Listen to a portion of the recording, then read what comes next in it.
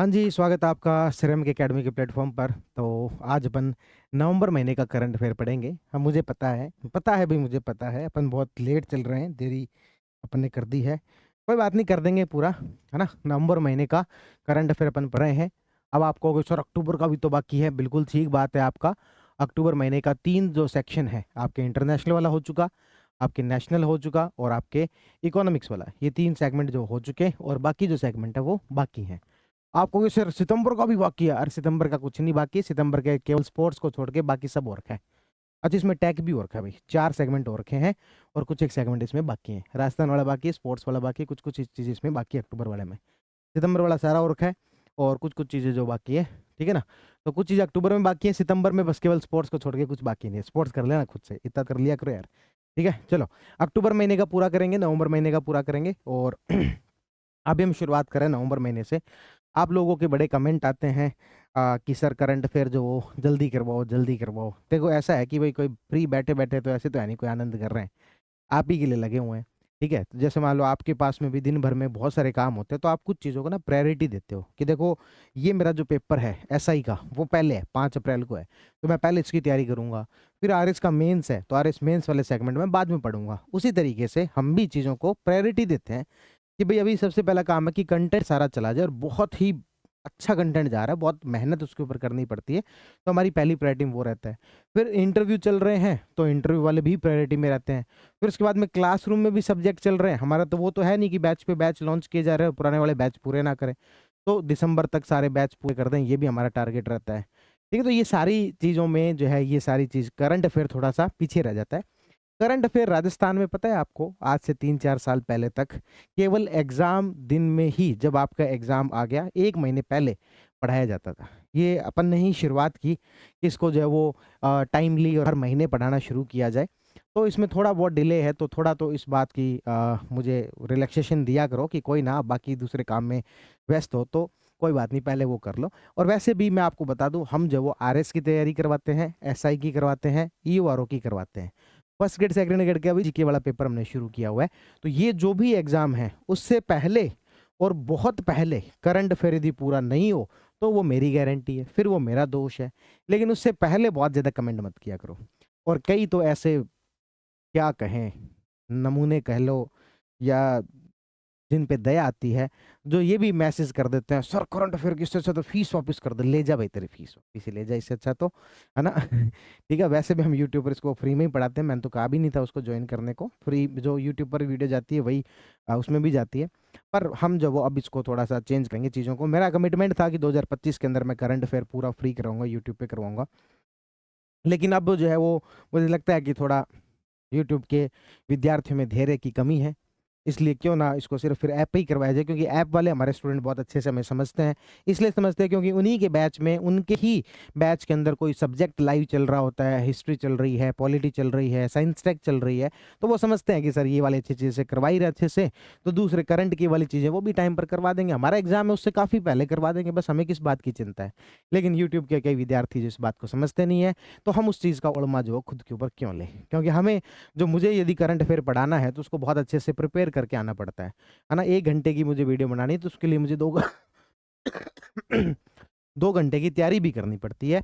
चीज़ों को पहले बहुत अच्छे से समराइज़ करना पड़ता है कि कौन-सी चीज़ को कैसे प्रेज़ेंट किया जाएगा, है ना? और कौन से एक्स्ट्रा वैल्यू एडिशन के तौर पर इन्फॉर्मेशन दी जाए, है ना? अपना वो काम तो है नहीं कि भई टीम ने कंटेंट तैयार कर दिया और यहाँ पर लगा दी पीपीटी सामने स्क्रीन पर चल रहा है, अगली स्लाइड और अगली स्लाइड में से देख-देख के जो मैं बोल-बोल के बता दूँ, बाँच-बाँच के पढ़ा दूँ, है ना? तो वो अपना काम है नहीं। चीज़ें पढ़ाते हैं तो अच्छे तरीके से तैयार करके आते हैं, मेहनत लगती है उन सब चीज़ों में, टाइम लगता है, इसलिए इसमें थोड़ा-सा धैर्य बना के रखा करें, ठीक है? चलो भई, तो हम बात शुरुआत करते हैं नवंबर महीने के करंट अफेयर से और नवंबर महीने में सबसे पहले हम जो पढ़ेंगे यहाँ पर आईआर के बारे में, है ना? जो इंटरनेशनल रिलेशन की जो हमारी खबरें हैं, उनके बारे में हम पढ़ेंगे। सबसे पहले शुरुआत करते हैं हमारे जो राष्ट्रपति महोदया हैं, उनके अफ्रीका के 2 देशों के जो दौरे उन्होंने किए और दोनों ही देशों में पहली बार किसी भारतीय राष्ट्रपति की यात्रा जो रही। एक तो वो गए अंगोला और एक गए बोत्सवाना। पहले तो हम इन थोड़ी-सी लोकेशन इनकी देख लेते हैं, कहाँ पड़ता है? तो अफ्रीका के साउथ के अंदर, अफ्रीका में भी साउथ में अपन देखते हैं तो ये 2 देश पड़ते हैं, एक देश जिसका नाम है अंगोला और एक देश जिसका नाम है आपके बोत्सवाना, ठीक है? बोत्सवाना ये छोटा-सा यहाँ पर देश हो गया आपके, ये बोत्सवाना हो गया, ठीक है? अंगोला ऊपर वाला ये हो गया अंगोला और ये हो गया आपके बोत्सवाना देश हो गया। दोनों ही भारत के लिए बहुत इंपॉर्टेंट है या फिर पूरा अफ्रीका ही भारत के लिए बहुत इंपॉर्टेंट है?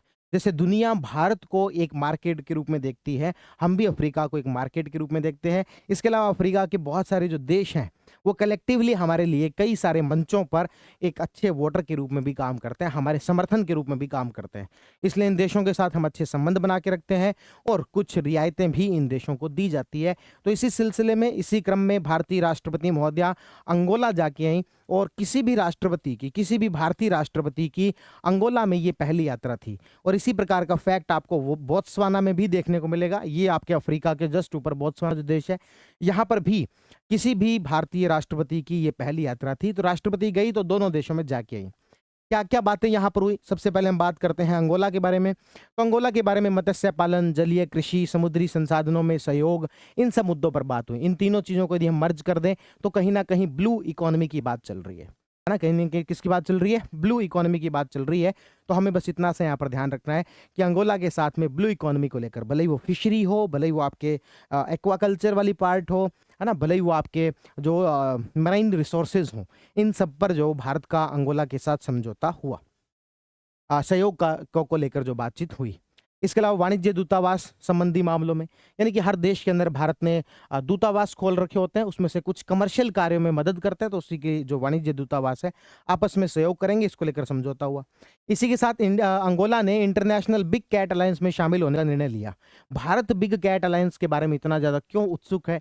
क्योंकि इसकी जो स्थापना है भारत के प्रयासों से हुई है, International Big Cat Alliance. Big Cat Alliance है क्या, अपन उसके बारे में डिस्कस करें तो आपको पता होगा कि जो बिल्ली की जो प्रजातियां हैं, बड़ी प्रजातियां हैं, वो 7 ऐसी प्रजातियां हैं जिसमें कि आपके लॉयन भी आता है, जिसमें आपके टाइगर आता है, प्यूमा आता है, जैगुआर आता है। ये जो 7 जो प्रजातियां हैं, इनको अपन बिग कैट के नाम से जानते हैं। और भारत वो एक ऐसा देश है जो कि ये जो 7 प्रजातियां हैं, ये भारत के अंदर जो पाई जाती हैं, मतलब मोरलेस, कई कुछ ज़्यादा कुछ कम जो पाई जाती है। और भारत वाला जो भारतीय महाद्वीप वाला एरिया है, भारतीय उपमहाद्वीप वाला, इंडियन सब कॉन्टिनेंट वाला जो एरिया है, यहाँ पर ये बिग कैट जो पाई जाती हैं। इसलिए भारत के प्रयासों से इंटरनेशनल बिग कैट अलायंस बनाया गया है और भारत दुनिया के जिस भी देश में जाता है आजकल उनको कहता है कि आप भी जुड़ जाओ इसके अंदर, इंटरनेशनल बिग कैट अलायंस में जुड़ जाओ। बोत्सवाना इसमें हमारे लिए और ज़्यादा मददगार हो जाता है, क्योंकि बोत्सवाना के माध्यम से भारत में चीता री इंट्रोड्यूस का भी प्रोग्राम चलाया जा रहा है। भारत के अंदर चीते लाए जा रहे हैं, कहाँ से? बोत्सवाना से। तो बोत्सवाना, अंगोला, इन देशों में भी बिग कैट पाए जाते हैं। अपन पढ़ते भी हैं कि जो अफ्रीकी महाद्वीप है, वहाँ पर जैसे उत्तर वाले एरिया के अंदर स्वाना घास भूमि पाई जाती है, और जहाँ पर भी स्वाना होती है वहाँ पर बड़े जानवर पाए जाते हैं। तो ये अफ्रीका जो है ओवरऑल बिग कैट के लिए जो है एक अच्छी जगह है। इसलिए भारत सरकार चाहती है कि अफ्रीका के कुछ देश जो इस बिग कैट अलायंस से जुड़ जाएं। बोत्सवाना के साथ याद जरूर रखना कि हम चीता री इंट्रोड्यूस भारत के अंदर जो वो करवा रहे हैं, ठीक है। तो अंगोला को हमने जो आमंत्रित किया कि आप इंटरनेशनल बिग कैट अलायंस में जुड़ जाओ, और उन्होंने कहा भी हम जुड़ जाएंगे, अभी तक जुड़ा नहीं है पर जुड़ जाएंगे। अंगोला के राष्ट्रपति कौन है? जो आओ, क्या नाम है? जो आओ लोरेंको। ज्यादा कोई याद रखने की आवश्यकता नहीं है, बस याद रखना कि जो देश जहां भारत की राष्ट्रपति पहली बार गई वो कौन सा था? अंगोला। तो नाम क्या है? जो आओ। जो आओ। जो देश में राष्ट्रपति पहली बार आई वो कौन सा था? जो आओ। तो जो आओ लोरेंको, याद रखना अंगोला के राष्ट्रपति का नाम क्या है? जो आओ लोरेंको। आगे बात करते हैं बोत्सवाना की। तो बोत्सवाना में भी किसी भारतीय राष्ट्रपति की पहली यात्रा थी, और यहां पर बोत्सवाना के प्रोजेक्ट चीता के तहत, बोत्सवाना ने भारत का चल रहा है कौन सा? प्रोजेक्ट चीता, उसके तहत 8 चीतों को भारत स्थानांतरित करने की घोषणा की है। अभी अपन ने बात की कि चीतों को री इंट्रोड्यूस करने के लिए भारत में जो चीते लाए जा रहे हैं वो कहां से लाए जा रहे हैं? बोत्सवाना से लाए जा रहे हैं। ये जो फैक्ट है यूपीएससी में भी काफी ज्यादा काम का हो जाता है। बोत्सवाना के राष्ट्रपति कौन है? ड्यूमा गोदान बोको। तो याद रखना, बहुत आसान है, बोत्सवाना से बोको याद रह जाएगा, बोत्सवाना से बोको याद रह जाएगा, ठीक है। तो ये याद रख लेना। इसके साथ साथ एक बात और याद रखना, बोत्सवाना के साथ साथ बोत्सवाना में हम जब गए तो चीतों के साथ साथ हमने दवाइयों पर भी जो है एक एग्रीमेंट करके आए। ये पीआईबी के अंदर दिया हुआ था। 2 leaders witnessed the signing of an agreement on pharmaceuticals with help in providing easy access to and good quality of affordable Indian medicines to the citizen of Botswana। Bharat की जो दवाइयां हैं वो बोत्सवाना भेजी जाएगी। तो भारत अपनी तरफ से क्या भेजेगा? दवाइयां। मंगवाएगा क्या? चीते। दवाइयां भेज के चीते मंगवाएगा। कहाँ से? बोत्सवाना से। तो इस तरीके से भारतीय राष्ट्रपति की हमने यहाँ पर दो यात्राओं के बारे में बात की। एक यात्रा जो हमने बात की कहाँ की है? अंगोला की। और दूसरी जो हमने बात की है वो कहाँ की है? बोत्सवाना की। इन दोनों में ही एक बात कॉमन है कि भारतीय राष्ट्रपति की ये पहली यात्रा थी। और हमने यदि इनके फैक्ट याद रखने हो कि इनके राष्ट्रपति कौन है, तो जो देश में राष्ट्रपति क्या कहा? आओ, जो आओ। ठीक है, बस इतना याद रह जाए। और यहां से क्या याद रखना है? बोको। क्या याद रखना है? बोको। तो कौन थे? तो बोको थे। यहां पर मुख्य क्या बातें हुई अंगोला के साथ? एक तो बात हुई आपके जो है ब्लू इकोनॉमी को लेकर, और एक याद रख लेना बिग कैट अलायंस। एक क्या बात हुई है? Big Cat Alliance. दो बातें हुई है। इधर क्या बात हुई है? इधर से एक हाथ से तो चीते लेंगे, दूसरे हाथ से दवाइयां देंगे। एक हाथ से तो क्या? चीते लेंगे। कितने चीते? 8। ठीक है, प्रोजेक्ट चीता के तहत। और दूसरे हाथ से देनी है क्या? दवाइयां। ठीक है, याद रखेगा। तो ये दो देशों की भारत के राष्ट्रपति की यात्रा रही। आगे बात करते हैं। भारतीय प्रधानमंत्री भूटान यात्रा पर जाके आए। भारतीय प्रधानमंत्री कहां जाके आए? भूटान जाके आए। पहली बात तो क्यों जाके आए? देखो, भारतीय प्रधानमंत्री एक सोशल व्यक्ति हैं, सामाजिक व्यक्ति हैं, जिनको दूसरे लोगों के बर्थडे एनिवर्सरी यहाँ पर जाने का थोड़ा शौक रहता है। दोनों देशों के बीच में संबंध भी अच्छे होते हैं। तो यहाँ पर जो भूटान के हम कहेंगे राजा हैं, उनके जो कि चौथे राजा हैं यहाँ के, उनका 70वां बर्थडे था, 70th बर्थडे था भूटान के राजा का। भूटान के राजा का नाम है जिंगमे वांगचुक। क्या नाम है? जिंगमे वांगचुक। 3 इडियट मूवी आई थी, उनके अंदर भी आपने सुना होगा नाम, सोनम वांगचुक, जो कि लद्दाख में आंदोलन को लेकर बहुत ज्यादा चर्चा में रहे। इससे एक बात तो हमें पता लग रही है, पहाड़ी क्षेत्रों के अंदर एक जो है वो नाम बड़ा पॉपुलर रहता है, वांगचुक। ठीक है, फिर अपन कह सकते हैं वहां की कास्ट, सब कास्ट नाम होगा वांगचुक। तो इसी तरीके से भूटान के जो राजा हैं उनका नाम क्या है? जिग्मे वांगचुक। तो जिग्मे वांगचुक का ये 70वां बर्थडे था, जो कि यहाँ के चौथे राजा हैं। और भूटान के अंदर डेवलपमेंट को लेकर जो काम करने के अंदर ये कहा जाता है कि father of modernisation in Bhutan. Bhutan के अंदर आधुनिकता के यदि कोई पिता है तो वो है यही राजा जिग्मे वांगचुक। तो इनके साथ भारतीय सरकार जो अच्छे संबंध रखना चाहती है, और भारत भी उसी तरीके से जो इनको ट्रीट भी करता है। ठीक है, तो एक तो ये बात रही कि इनका बर्थडे था, इसलिए भारतीय प्रधानमंत्री नरेंद्र मोदी यहाँ पर गए। ठीक है, चलिए देखते हैं कि क्या क्या चीजें जो है वो भूटान यात्रा पर जब गए तो क्या हुआ।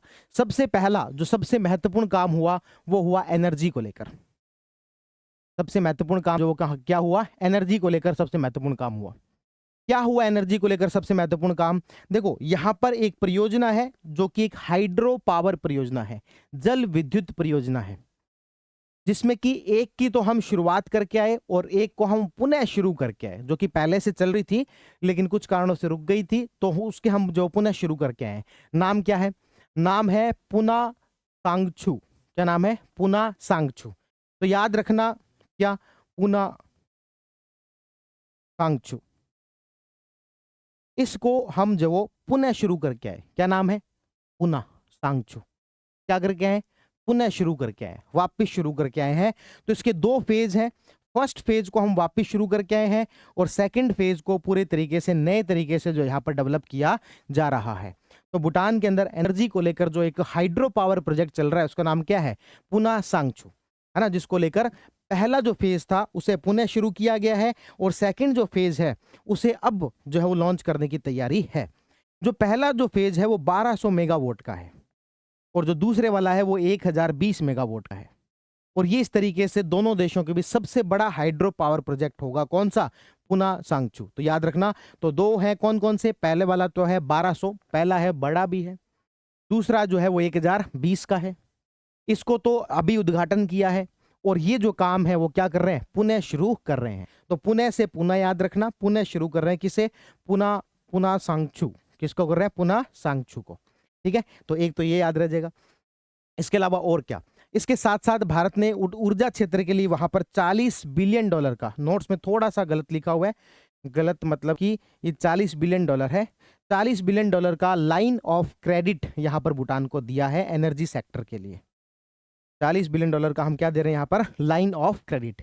लाइन ऑफ क्रेडिट का मतलब क्या होता है? लॉन्ग टर्म के लिए दिया जाने वाला लोन। एक तो होता है क्रेडिट, मैं बता देता हूं, 2-3 चीजें होती है। एक तो शब्द होता है, इसको अपन बोलते हैं क्रेडिट, जो कि हम बैंकों से लेते हैं। वो होता है लोन, और लोन के साथ साथ क्या चुकाना पड़ता है? इंटरेस्ट। लोन के साथ क्या चुकाना पड़ता है? इंटरेस्ट। लेकिन इसकी टाइम लिमिट क्या होती है? कम। ठीक है। एक होता है ग्रांट। ग्रांट में पैसे वापिस नहीं देने होते, ना कोई इंटरेस्ट देना होता, ना पैसे देने होते। एक होता है लाइन ऑफ क्रेडिट, और ये जो लाइन ऑफ क्रेडिट है ये वापस चुकाना होता है, और इसमें काफी ज्यादा समय मिलता है। इसमें समय क्या होता है? अधिक। इसमें समय क्या होता है? अधिक। तो भारत सरकार जो है इस प्रकार का $40 बिलियन का लाइन ऑफ क्रेडिट जो यहाँ पर किसको दे रही है? भूटान को दे रही है। ठीक है। इसके साथ साथ ही हमारे यहाँ पर आजादी के बाद से चलती थी पंचवर्षीय योजनाएं, 5 ईयर प्लान, जो कि 12 5 ईयर प्लान चलाए थे हमने 2017 तक, और नरेंद्र मोदी सरकार आने के बाद उन्होंने इस 5 ईयर प्लान के कॉन्सेप्ट को बंद कर दिया। लेकिन भूटान में अभी भी ये चल रहे हैं, और भूटान के अंदर 13वां जो 5 ईयर प्लान है, 13वीं पंचवर्षीय योजना है, वो चल रही है। और भारत सरकार ने कहा है हम इस 13वीं पंचवर्षीय योजना को भूटान के अंदर क्या करेंगे? मदद करेंगे। तो भूटान के अंदर एक और जो बात कही है हमने, वो क्या है? भूटान की 13वीं पंचवर्षीय योजना को भारत सरकार द्वारा मदद की जाएगी। ठीक है। तो 13वीं पंचवर्षीय योजना में सहयोग देने की घोषणा की है। इसके अलावा एक और याद रखना, भूटान की एक जो है शहर है जिसका नाम है गेलेफू। क्या नाम है? गेलेफू। गेलेफू एक तरीके से स्पिरिचुअल वहां की जगह है, इसीलिए भूटान के द्वारा इसको माइंडफुलनेस सिटी के रूप में डेवलप किया जा रहा है। किसमें डेवलप किया जा रहा है? माइंडफुलनेस सिटी के रूप में डेवलप किया जा रहा है। तो माइंडफुलनेस क्या होता है? माइंडफुलनेस होता है कि हर काम को पूरे ध्यान के साथ करना। एग्जाम्पल के तौर पर मैं यदि अभी बोल रहा हूं, मेरा हाथ भी यदि उठ रहा है, तो मुझे पता हो कि मेरा हाथ उठ रहा है, मशीनीकरण ना हो काम करते समय। एग्जाम्पल के तौर पर हम खाना खाते हैं, इधर से तारक मेहता का उल्टा चश्मा चलता रहता है ना। हम खाना खा रहे हैं और इधर से जो मोबाइल देख रहे हैं। कहने का मतलब हम खाना खाने को लेकर भी फोकस्ड नहीं है। और माइंडफुलनेस एक्टिविटी जो है वो क्या कहती है कि यदि आपने एक निवाला तोड़ा तो आपको पूरे शरीर को पता हो, आपने उसे उठाया और आपने खाया उसको, तो उस स्वाद को पूरे तरीके से अनुभव करो, और इसी से आपके आधी से ज़्यादा जो टेंशन है वो खत्म हो जाएंगी। ध्यान, मेडिटेशन इसी को कहते हैं, और इसी का सबसे अच्छा जो रूप है वो क्या है? माइंडफुलनेस। तो गैलेफू को इसी प्रकार की एक माइंडफुलनेस सिटी के रूप में डेवलप किया जा रहा है, और भारत द्वारा इस कार्य में क्या की जाएगी? मदद की जाएगी, ये कहा गया।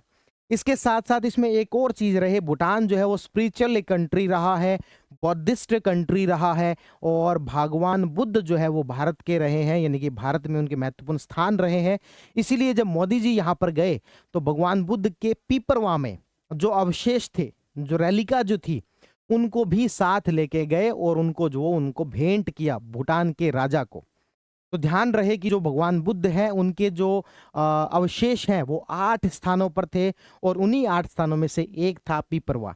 ये अपन एंशंट हिस्ट्री जब पढ़ेंगे, भगवान बुद्ध के अवशेष के बारे में पढ़ते हैं, 8 स्थान थे वो, कुशीनगर, पीपरवा उनमें से एक है। तो पीपरवा में जो भगवान बुद्ध के अवशेष थे वो वहां पर लेके गए, और लेके गए तो वहां पर एक कार्यक्रम भी चल रहा था जिसका नाम था ग्लोबल पीस प्रेयर फेस्टिवल।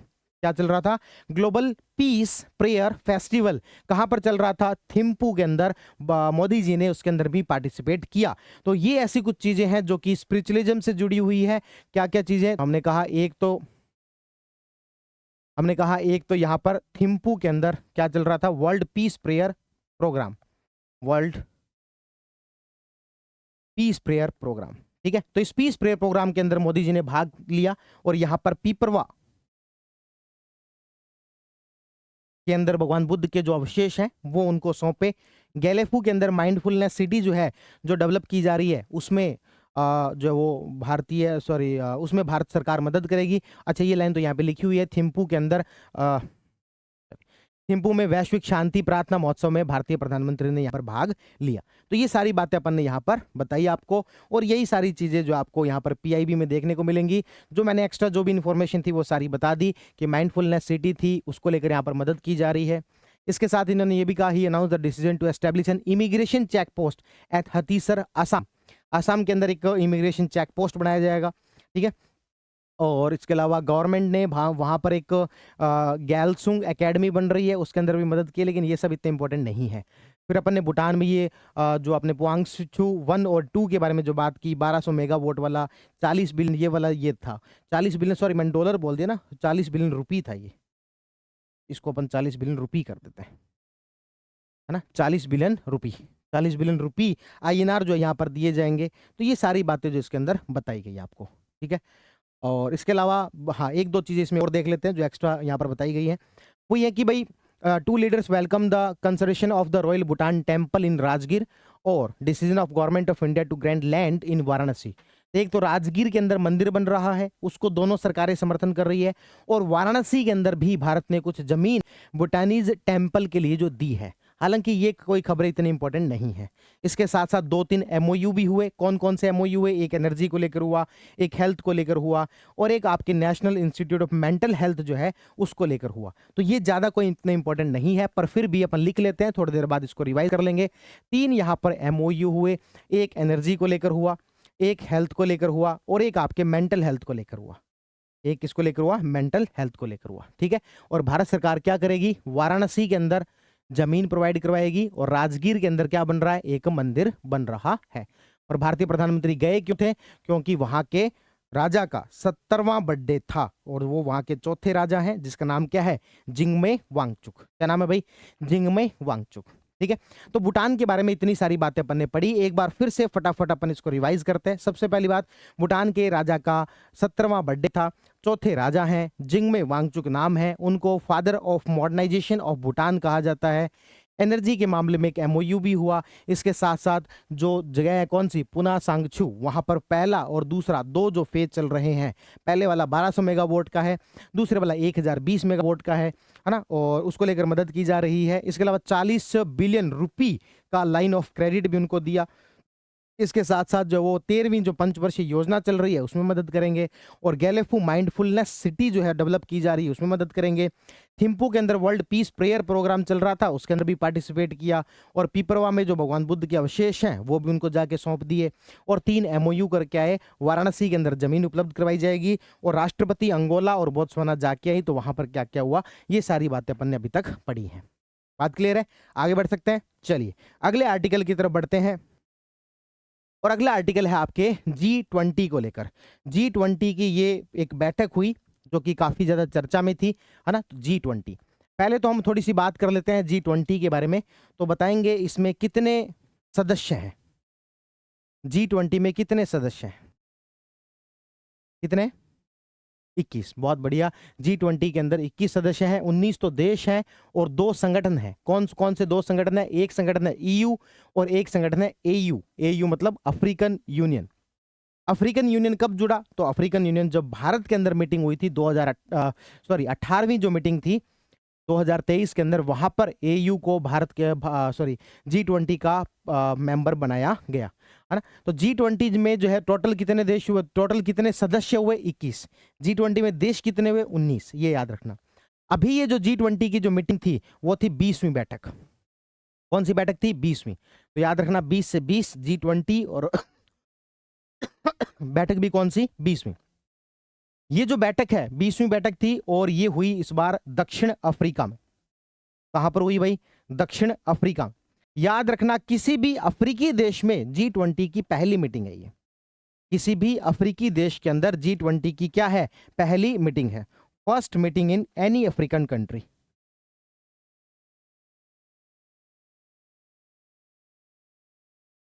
ठीक है, तो किसी भी अफ्रीकी देश के अंदर ये पहली मीटिंग है। दक्षिण अफ्रीका के अंदर मीटिंग हुई, काफी ज्यादा रोचक इस मामले में रही कि यहां पर दक्षिण अफ्रीका के जो प्रेसिडेंट हैं उनका नाम है रामाफोसा। क्या नाम है? रामाफोसा। रामाफोसा वाली जो ये मीटिंग है काफी ज्यादा चर्चा में रही, क्योंकि इसके अंदर यूएसए के जो प्रेसिडेंट हैं उन्होंने पार्टिसिपेट नहीं किया, और चाइना वालों ने भी नहीं किया, पर यूएसए वाले प्रेसिडेंट बहुत ज्यादा चर्चा में रहे। एक नाराज फूफा की तरह वो इस मीटिंग के अंदर नहीं आए। क्या थी वो नाराजगी की वजह? तो नाराजगी की वजह ये थी कि रामाफोसा लगभग 6 महीने भर पहले यूएसए गए थे। व्हाइट हाउस के अंदर ट्रंप और रामाफोसा के बीच मीटिंग चल रही थी। ट्रंप ने कहा कि अफ्रीका के अंदर, दक्षिण अफ्रीका के अंदर आप लोग श्वेत लोगों पर, व्हाइट लोगों पर बहुत सारे अत्याचार कर रहे हो। उनकी जो जमीनें थी जो पुराने समय की जो ज़मीनें थी, वो छीन के आप जो वो अश्वेत लोगों को दे रहे हो। तो यहाँ पर रामाफोसा ने खूब सारे आर्गुमेंट दिए कि ऐसा कुछ भी नहीं है, आपने कुछ चुनिंदा खबरों को उठाया है और ये हमारे देश की इंटरनल एक तरीके से डिसीजन मेकिंग है, आप इसमें शायद ना ही बोले तो ज़्यादा अच्छा रहेगा। इस बात से यूएसए के राष्ट्रपति नाराज़ हो गए और उन्होंने कह दिया कि मैं G20 की इस मीटिंग के अंदर आऊँगा ही नहीं। तो इस तरीके से G20 की मीटिंग के अंदर ये नहीं आए। रामाफोसा ने भी कह दिया कोई बात नहीं, ना हो तो मत आओ, तुम्हारे बिना कोई ऐसी मीटिंग होगी नहीं क्या? और इन्होंने G20 की मीटिंग के अंदर नहीं आए। और अगली जो मीटिंग है, इंटरेस्टिंग पॉइंट, अगली जो मीटिंग है वो यूएसए के अंदर है। G20 की अगली जो मीटिंग है वो कहां पर है? यूएसए के अंदर है। और इस बार यूएसए ने कहा कि हम अफ्रीका वालों को नहीं बुलाएंगे। हम क्या नहीं करेंगे? अफ्रीका वालों को नहीं बुलाएंगे। तो याद रखना G20 की कौन सी मीटिंग थी? 20वीं। कहां पर हुई? दक्षिण अफ्रीका में। और किसी भी अफ्रीकी देश में होने वाली क्या थी? ये पहली मीटिंग। यहाँ के जो राष्ट्रपति उनका नाम क्या है? रामाफोसा। कौन इसके अंदर नहीं आया जो काफी ज्यादा चर्चा में रहा? यूएसए। हालांकि चाइना भी नहीं आया, पर यूएसए वाला ज्यादा चर्चा में रहा क्योंकि वो नाराज फूफा होने की वजह से नहीं आया था। अच्छा, फिर हम इसकी एक तो थीम याद रखनी है। थीम इसकी जो थी वो आपके हम कह सकते हैं एकजुटता, समानता और संधारणीयता। इसकी जो थीम थी वो क्या थी? एकजुटता, समानता और संधारणीयता, यानी कि सस्टेनेबिलिटी, इक्वालिटी और एकजुटता को यहाँ पर क्या कहेंगे? इंटीग्रिटी आई थिंक, है ना? तो ये इस प्रकार की इसकी थीम थी, एकजुटता, समानता और संधारणीयता। एग्जैक्ट वर्ड मुझे बता देना। इसका कौन सा संस्करण था? ये 20वां। ठीक है। और सॉलिडेरिटी। ठीक है, तो सॉलिडेरिटी याद रख लेना भाई। सॉलिडेरिटी, इक्वालिटी और सस्टेनेबिलिटी। ठीक है, तो याद रखना इसकी जो थीम है उसी में क्या आता था? सॉलिडेरिटी, यानी कि एकजुटता। लेकिन इस मीटिंग के अंदर ही एकजुट नहीं हो पाए, इस मीटिंग के अंदर ही एकजुट नहीं हो पाए और ट्रंप जो नाराज फूफा की तरह इस मीटिंग के अंदर नहीं आए। तो याद रखना इस बात से, देखो देखो आपको मैं एक बात बताऊं, मेमोरी साइंस के अंदर मैं क्लासेस में इन दिनों कई बार लगातार इस बात को बताता हूं। हाल ही में मैं एक मेमोरी को लेकर एक बुक पढ़ रहा था, मेमोरी साइंस को लेकर, कि हम दिमाग को कैसे तेज करें और कैसे जो हम अपनी मेमोरी पावर को बढ़ाएं। तो मेमोरी साइंस के अंदर जो सबसे महत्वपूर्ण जो सिद्धांत माना जाता है वो माना जाता है एसोसिएशन। मेमोरी साइंस के अंदर सबसे महत्वपूर्ण सिद्धांत क्या माना जाता है? एसोसिएशन।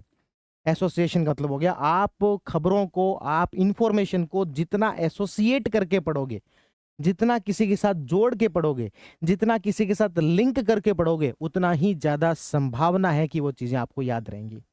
आपको याद रहना चाहिए कि G20 की मीटिंग थी, कौन सी मीटिंग थी? तो 20वीं बैठक थी। कहां पर हुई? देखो ये 20 से 20 कनेक्ट कर लिया। कहां पर हुई? तो बस ये फैक्ट आपको बीच में एक्स्ट्रा याद रखना है। क्या नाम है? दक्षिण अफ्रीका के अंदर हुई। कौन यहां पर नहीं आया? तो कहानी याद आ जानी चाहिए, एसोसिएट हो जानी चाहिए कि यूएसए नहीं आया।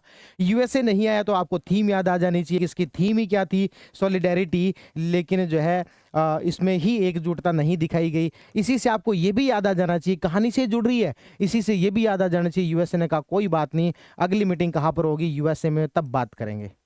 इस तरीके से आपको 4-5 फैक्ट क्या हो जाएंगे? याद हो जाएंगे। तो एक बात क्या समझ में आई?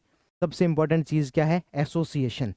जो भी इंफॉर्मेशन है उसको किसी ना किसी तरीके से लिंक करना।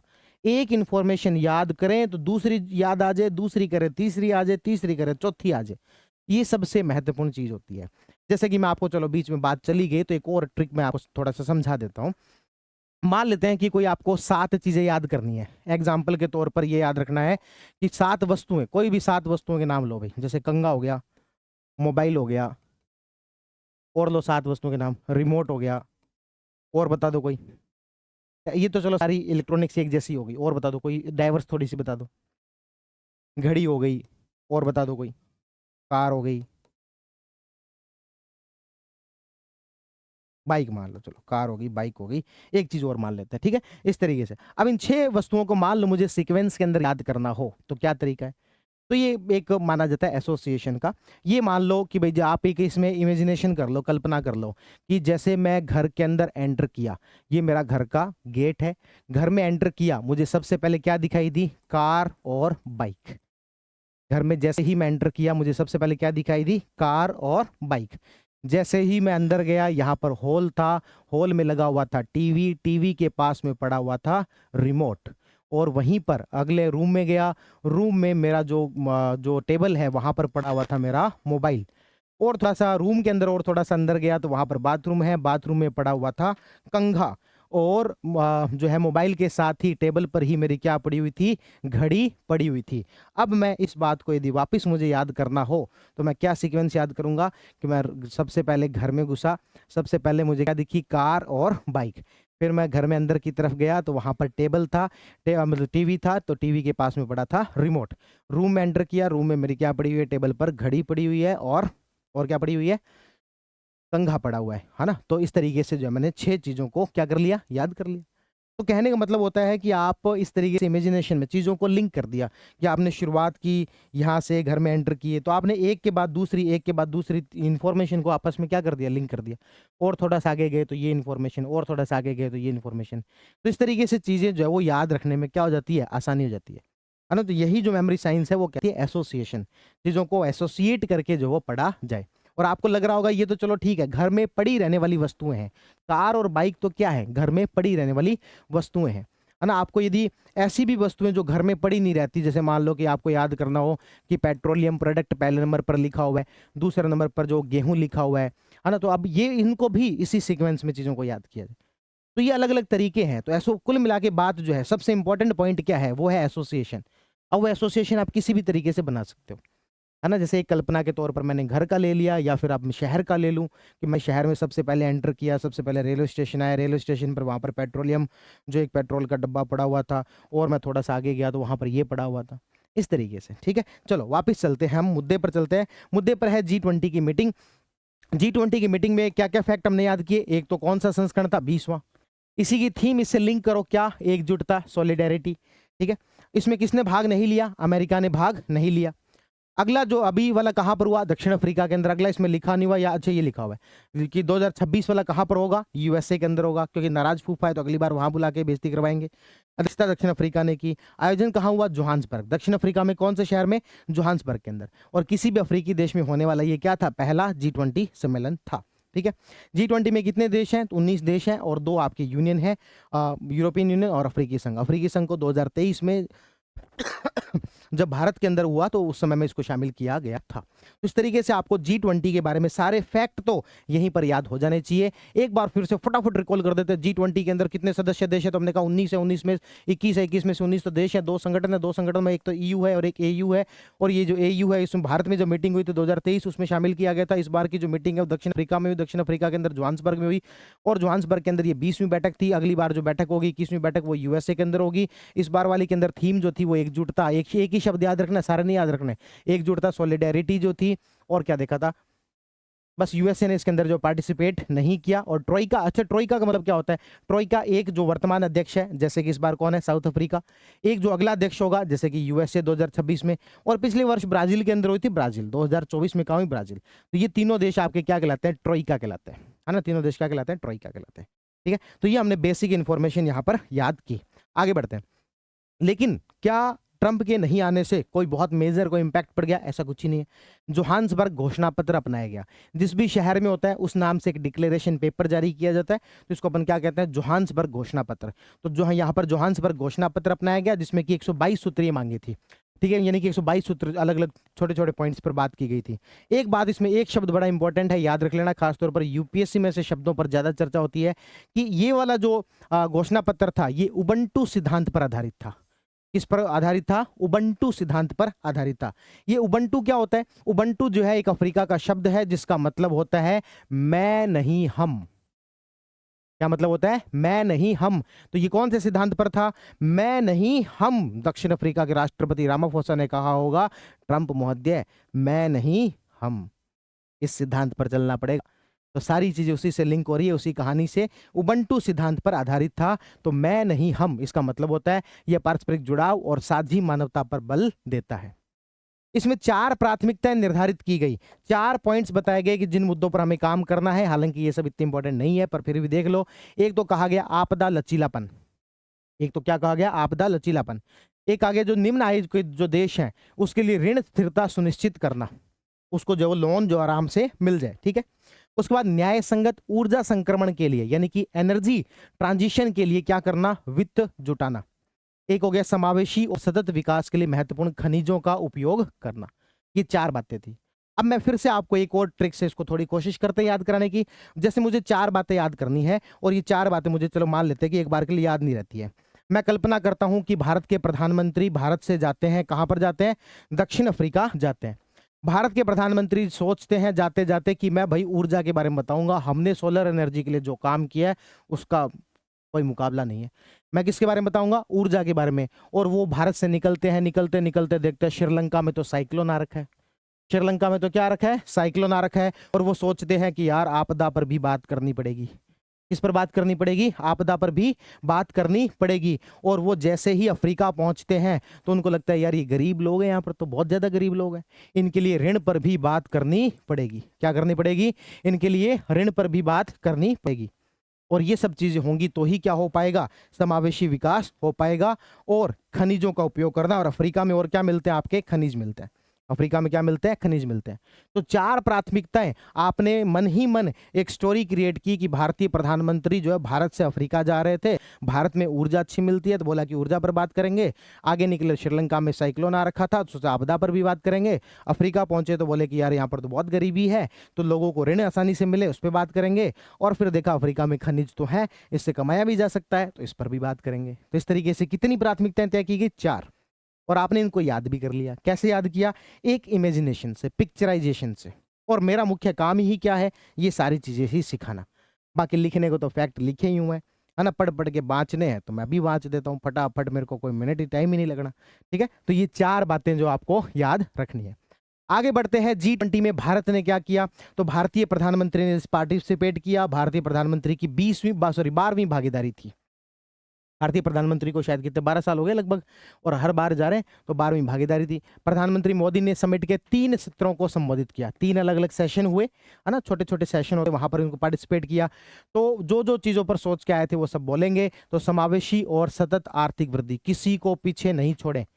मोदी जी जब आए तो एयरप्लेन में सोचते सोचते आ रहे थे क्या कि यार श्रीलंका में आपदा आ रखी है, किसी को भी पीछे नहीं छोड़ेंगे, सबको साथ लेके चलेंगे। पहले किस सेशन पर बोले?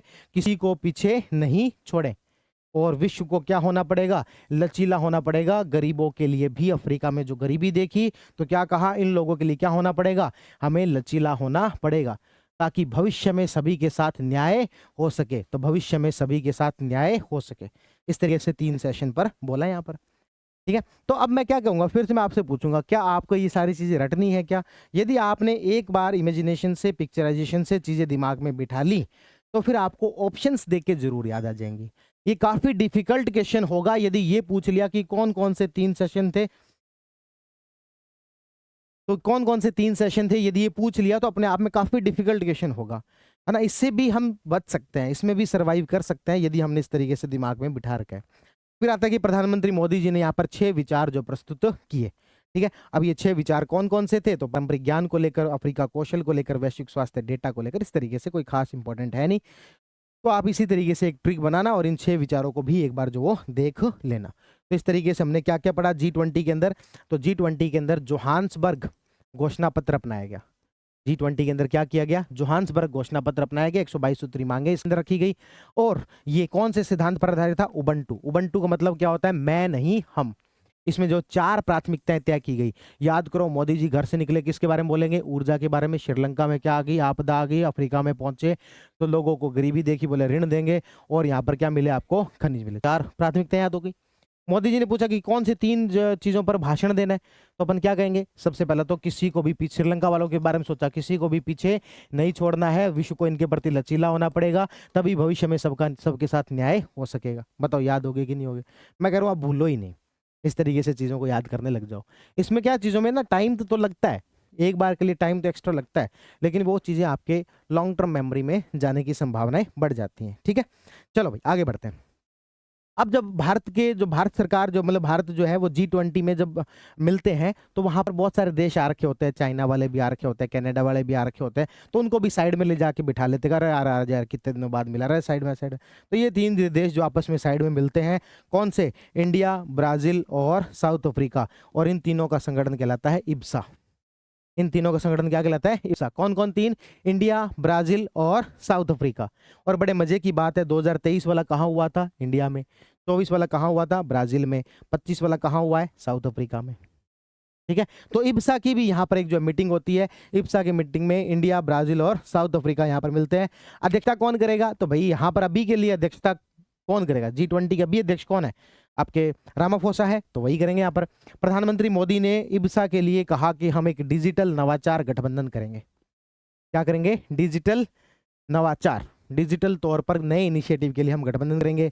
और हमारे गठबंधन का उद्देश्य होगा, हमारे देश में हम भारत के सर मोदी जी जो वो अपने देश की तारीफें करते वहां पर थके नहीं। कहा हमारे यहाँ पर हमने यूपीआई बना दिया, हमने यहाँ पर कोविन बना दिया, तुम सब लोगों को सिखा दूंगा मैं कैसे चलाते हैं यूपीआई। तो इस तरीके से हमने डिजिटल जो नवाचार किए हैं वो तुम लोगों को भी मैं सिखा दूंगा। तो उन्होंने क्या कहा? यार मोदी जी आप एक काम करें, तो ये तो छोड़ो, पैसा चाहिए, पैसा दोगे क्या? 2 टके की बात करो। तो उन्होंने कहा बिल्कुल ठीक बात है, एक इब्सा फंड का भी प्रस्ताव रख दिया। क्या कर दिया? इब्सा फंड का भी प्रस्ताव रख दिया। बोले जलवायु अनुकूल कृषि के लिए क्या चाहिए होगा? पैसा चाहिए होगा। लेकिन मोदी जी ने कहा देखो हमारे साथ अजीत डोभाल भी आए हैं, तो राष्ट्रीय सलाहकार सुरक्षा सलाहकार स्तर पर भी संवाद को संस्थागत स्वरूप देने का प्रस्ताव रखा कि भाई अपन को बार बार मिलना पड़ेगा ताकि सुरक्षा पर भी हम बीच बीच में क्या कर पाए? बात कर पाए। तो यहां पर क्या हुआ? इब्सा कार्यक्रम हुआ। इब्सा मतलब कि इंडिया, ब्राजील, साउथ अफ्रीका। इसकी अध्यक्षता किसने की? तो इसकी अध्यक्षता साउथ अफ्रीका के राष्ट्रपति ने की। क्या कहा इन्होंने? सबसे पहले तो बोले हम क्या करेंगे? डिजिटल नवाचार इनिशिएटिव लॉन्च करेंगे। उन्होंने क्या कहा? भाई जी मोदी 2 टके की कोई बात करो, 2 पैसे की बात करो। तो बोले ठीक है भाई ऐसी बात है, तो एक प्रस्ताव रखते हैं क्या? इब्सा फंड की। और क्या कहा? हमारे अजीत डोभाल जी से मिलो और ये लगातार सुरक्षा पर भी इसी प्रकार की कोई संस्था बनाओ जिसमें कि सुरक्षा पर भी लगातार क्या हो सके? बातचीत हो सके। ठीक है। और बात करते हैं और क्या हुआ। भारत, ऑस्ट्रेलिया और कनाडा वाले भी मिले कर भाई साहब हमारे देश के राष्ट्रपति हम चेंज हो चुके हैं, हम पहले वाले नहीं है, है ना, ट्रूडो नहीं हुए है ना, मेरे को पहचाना कि नहीं पहचाना, मैं ट्रूडो नहीं हूँ, मेरे से दोस्ती बढ़ा लो, है ना, मुझसे काहे की दुश्मनी है। ऑस्ट्रेलिया वाले और कनाडा वाले भी मिल गए। इन्होंने क्या कहा? इन्होंने कहा कि भी त्रिपक्षीय प्रौद्योगिकी और नवाचार साझेदारी पर सहमति व्यक्त की। इटली वालों के साथ भारत ने कहा कि आतंकवाद के वित्त पोषण का मुकाबला करेंगे, इसके लिए एक संयुक्त पहल जो उसको अपनाया। तो इस तरीके से यहाँ पर भारतीय प्रधानमंत्री किन किन से मिले? ऑस्ट्रेलिया वालों से, कनाडा वालों से, उनके साथ तो प्रौद्योगिकी पर बात की। इटली वालों से कहा कि जो आपके आतंकवाद के खिलाफ वित्त पोषण जो है इसको रोकने का काम किया जाए। इस तरीके से हमने G20 के अंदर सारी बातें कर ली। G20 की जो बेसिक फैक्ट वाली इंफॉर्मेशन थी वो भी सारी देख ली। G20 के अंदर क्या क्या घोषणाएं हुई, क्या क्या प्राथमिकताएं थी वो भी सारी देख ली। और G20 की साइड मीटिंग्स जो हुई, यानी कि इब्सा मीटिंग हुई, और इसके बाद में आपके ऑस्ट्रेलिया और आपके कनाडा के साथ मीटिंग हुई, और आई यानी कि इंडिया इटली की जो मीटिंग हुई, इन सब के बारे में भी अपन ने बातचीत कर ली। ठीक है। तो इसी के साथ अपन ने G20 के बारे में यहाँ पर डिटेल में बात की। और अगले पर चलते हैं अपन, वो है COP30, है ना। अगली बात करेंगे किसके बारे में? COP30 के बारे में अपन बात करते हैं। लो भाई, तो चलिए अभी अपन COP30 के बारे में बात करेंगे। COP30 किस चीज का COP? UNFCCC, है ना, जो कि क्लाइमेट चेंज के अगेंस्ट काम करने के लिए बनी हुई एक संस्था है, जिसके जो देश हैं वो आपस में बैठते हैं, बातचीत करते हैं। उसी को अपन बोलते हैं conference of parties, conference of parties. और इसी को शॉर्ट में क्या बोल देते हैं? COP, conference of parties, COP। और ये COP की इस बार मीटिंग कौन सी थी? तो 30 मीटिंग थी, 30वीं मीटिंग थी। एक बात याद रखना, ये जो टॉपिक है ये प्री में भी और मेंस में भी इंपॉर्टेंट है, क्योंकि आपको पता होगा कि अपने भले ही आप RS का एग्जाम देते हो तो उस मेंस के अंदर जो वो लिखा हुआ है 3 जगह पर पर्यावरण संबंधित मुद्दे, तो पर्यावरण संबंधित मुद्दों में बड़ा 10 नंबर का क्वेश्चन भी इससे बन सकता है। ठीक है। तो कॉन्फ्रेंस ऑफ पार्टीज क्या होता है वो आपको समझ में आ गया। इसके साथ साथ एक और याद रखना कि फिर उसको लेकर ना क्योटो प्रोटोकॉल हुआ। क्या हुआ? आपके क्योटो प्रोटोकॉल हुआ। तो यहाँ पर एक CMP जो है वो एक अलग से प्रोग्राम होता है, जिसके अंदर जो प्रोटोकॉल था उससे संबंधित, क्योटो प्रोटोकॉल से संबंधित जो भी मीटिंग होती है ना, कॉन्फ्रेंस मीटिंग अबाउट प्रोटोकॉल ऐसे करके होता है, कॉन्फ्रेंस मीटिंग अबाउट प्रोटोकॉल। तो ये प्रोटोकॉल को लेकर होता है। और उसके बाद में पेरिस एग्रीमेंट के फॉलोअप में जो भी मीटिंग लेते हैं उसको ये बोलते हैं CMA, conference meeting on agreement, है ना, ऑन एग्रीमेंट। तो यहाँ पर A आता है, यानी कि एग्रीमेंट की कौन, पेरिस एग्रीमेंट के फॉलोअप मीटिंग है। जब P आता है यानी कि क्योटो प्रोटोकॉल की फॉलोअप मीटिंग है। और जब ओवरऑल एक मीटिंग होती है तो उसको अपन बोलते हैं COP, कॉन्फ्रेंस ऑफ पार्टीज, है ना। तो ये ध्यान रखना। अभी क्या हो रही है? तो अभी हो रही है कॉन्फ्रेंस ऑफ पार्टीज। कौन सी है? 30। तो यहां पर ये कुछ बातें जो याद रखनी है, कहां पर हुई पहली बात तो ये हुई बेलेम ब्राजील के अंदर। कहां पर हुई? बेलेम ब्राजील के अंदर हुई है। ठीक है, तो एक बात मैं आपको यहां पर और याद दिला दूं, UNFCCC, UNFCCC आपको याद रखना है। BBB कैसे, कहां पर हुई? बेलेम में। कहां पड़ता है ये? ब्राजील में। भारत की तरफ से किसने भाग लिया? भूपेंद्र यादव ने।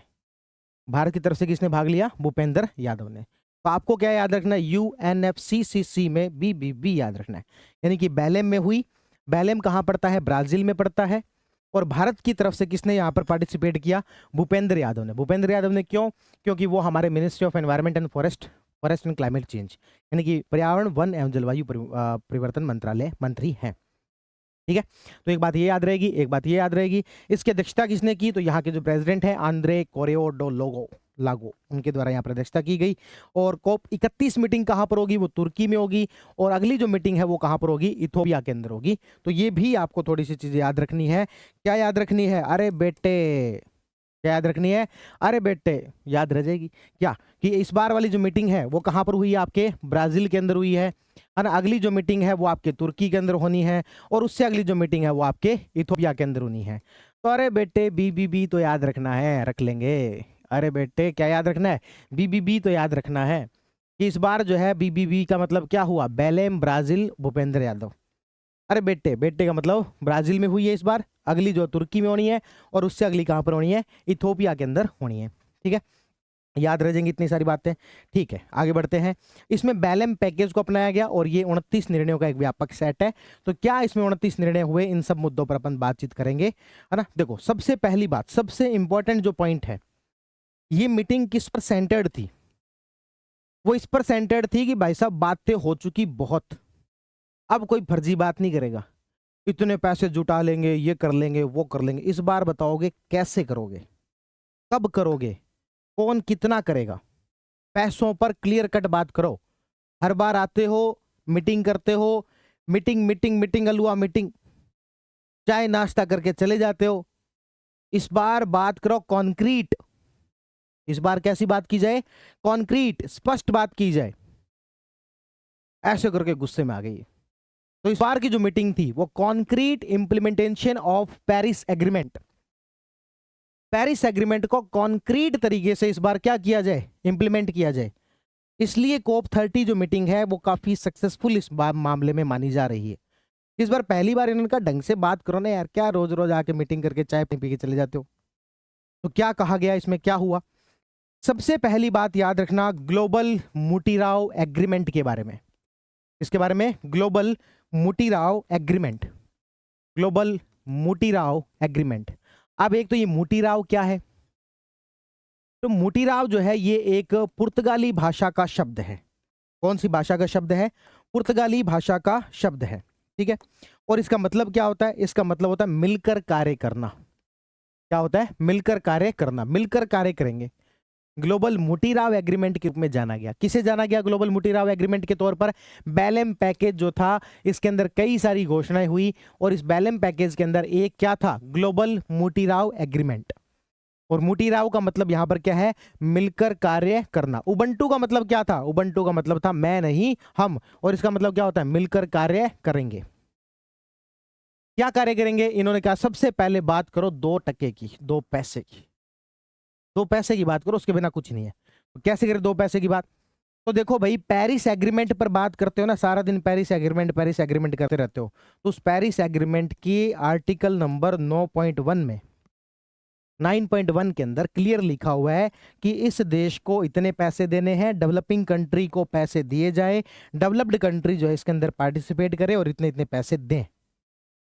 और इसको लीगल ऑब्लिगेशन बनाया हुआ है, कानूनी तौर पर जो इसको एक अनिवार्य रूप से किया हुआ है कि आपको ये काम करना है। अब वो समय आ गया है, अब बताओ कब दोगे, कितने दोगे, कैसे दोगे।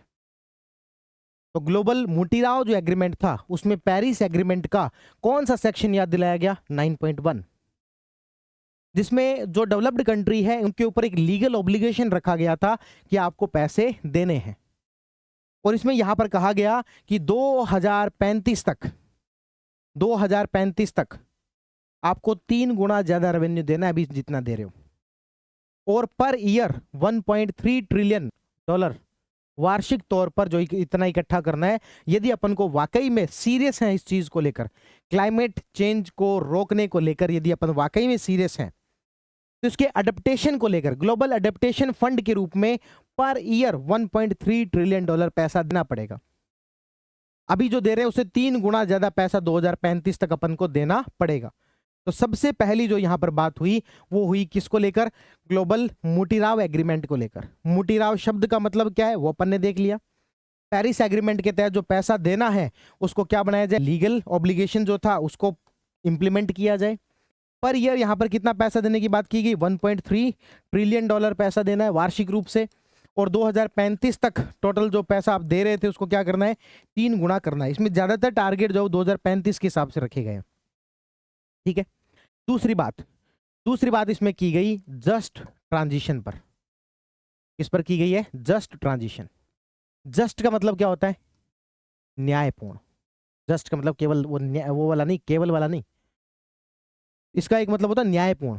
ट्रांजिशन का मतलब क्या होता है? ट्रांजिशन मतलब कि अपन कोई चीज शिफ्टिंग कर रहे हैं, तो कोई भी शिफ्टिंग हो तो वो क्या होनी चाहिए? न्यायपूर्ण। कहने का मतलब ये कि आप ये क्या चाहते हो? कोल खदानों को बंद किया जाए, ठीक बात। लेकिन यहां पर जो मजदूर काम कर रहे हैं उनके साथ अन्याय नहीं हो जाएगा क्या?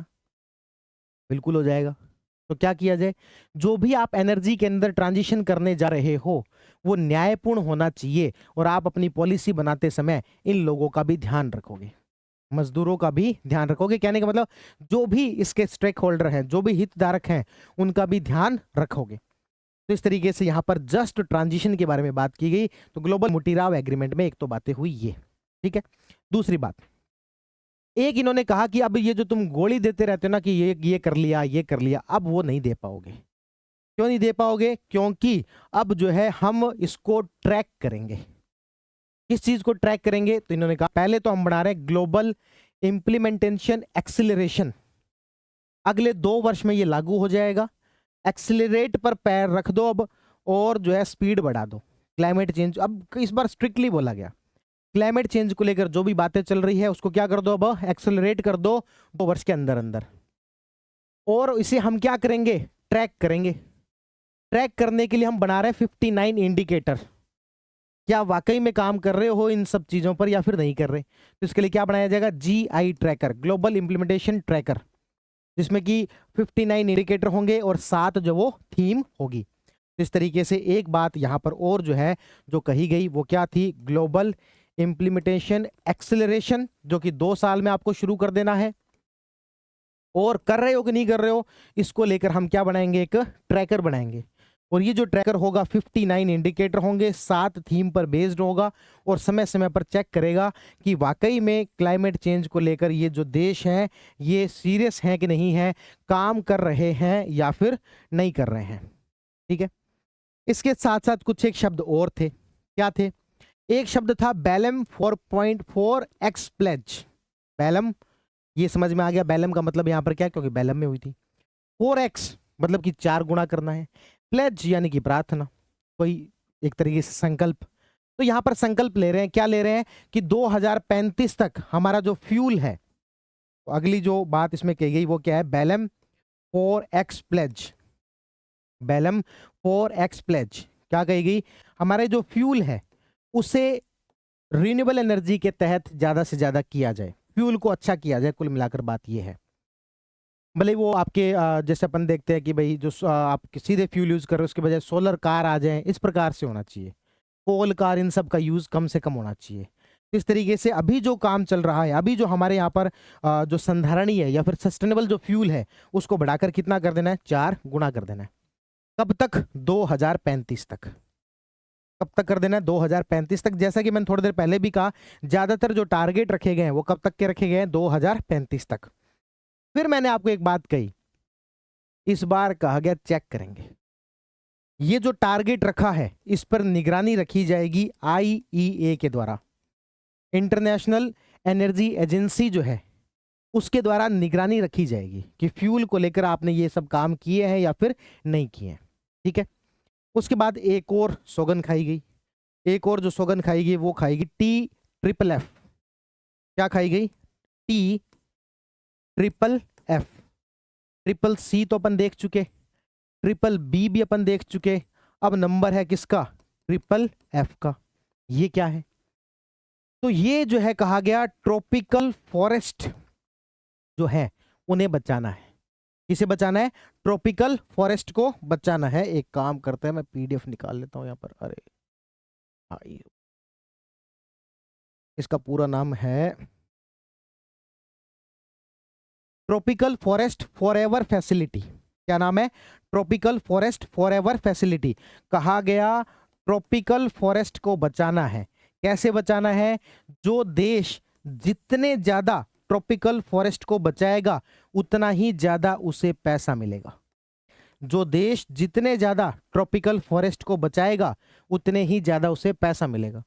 आप लगा दो और लगाओ, ट्रॉपिकल फॉरेस्ट जो है उष्णकटिबंधीय जो आपके जो वन है, जैसे हमें ये मीटिंग कहां पर हो रही है, बेलेम। बेलेम मतलब ब्राजील, ब्राजील मतलब अमेजन वन, अमेजन में हो रही है। तो कहा गया ट्रॉपिकल फॉरेस्ट को बचाना भाई, जितना ज्यादा बचाओगे उतना ज्यादा पैसा मिलेगा। लेकिन फिर वही बात चेक करेंगे, कहीं आप कह दो हमारे देश ने ये कर दिया वो कर दिया ना। ट्रैकिंग होगी, इसकी जीपीएस ट्रैकिंग होगी, सब कुछ जो है जियो टैगिंग के माध्यम से हर एक चीज को चेक किया जाएगा, कौन सा देश वाकई में कितना क्या काम कर रहा है।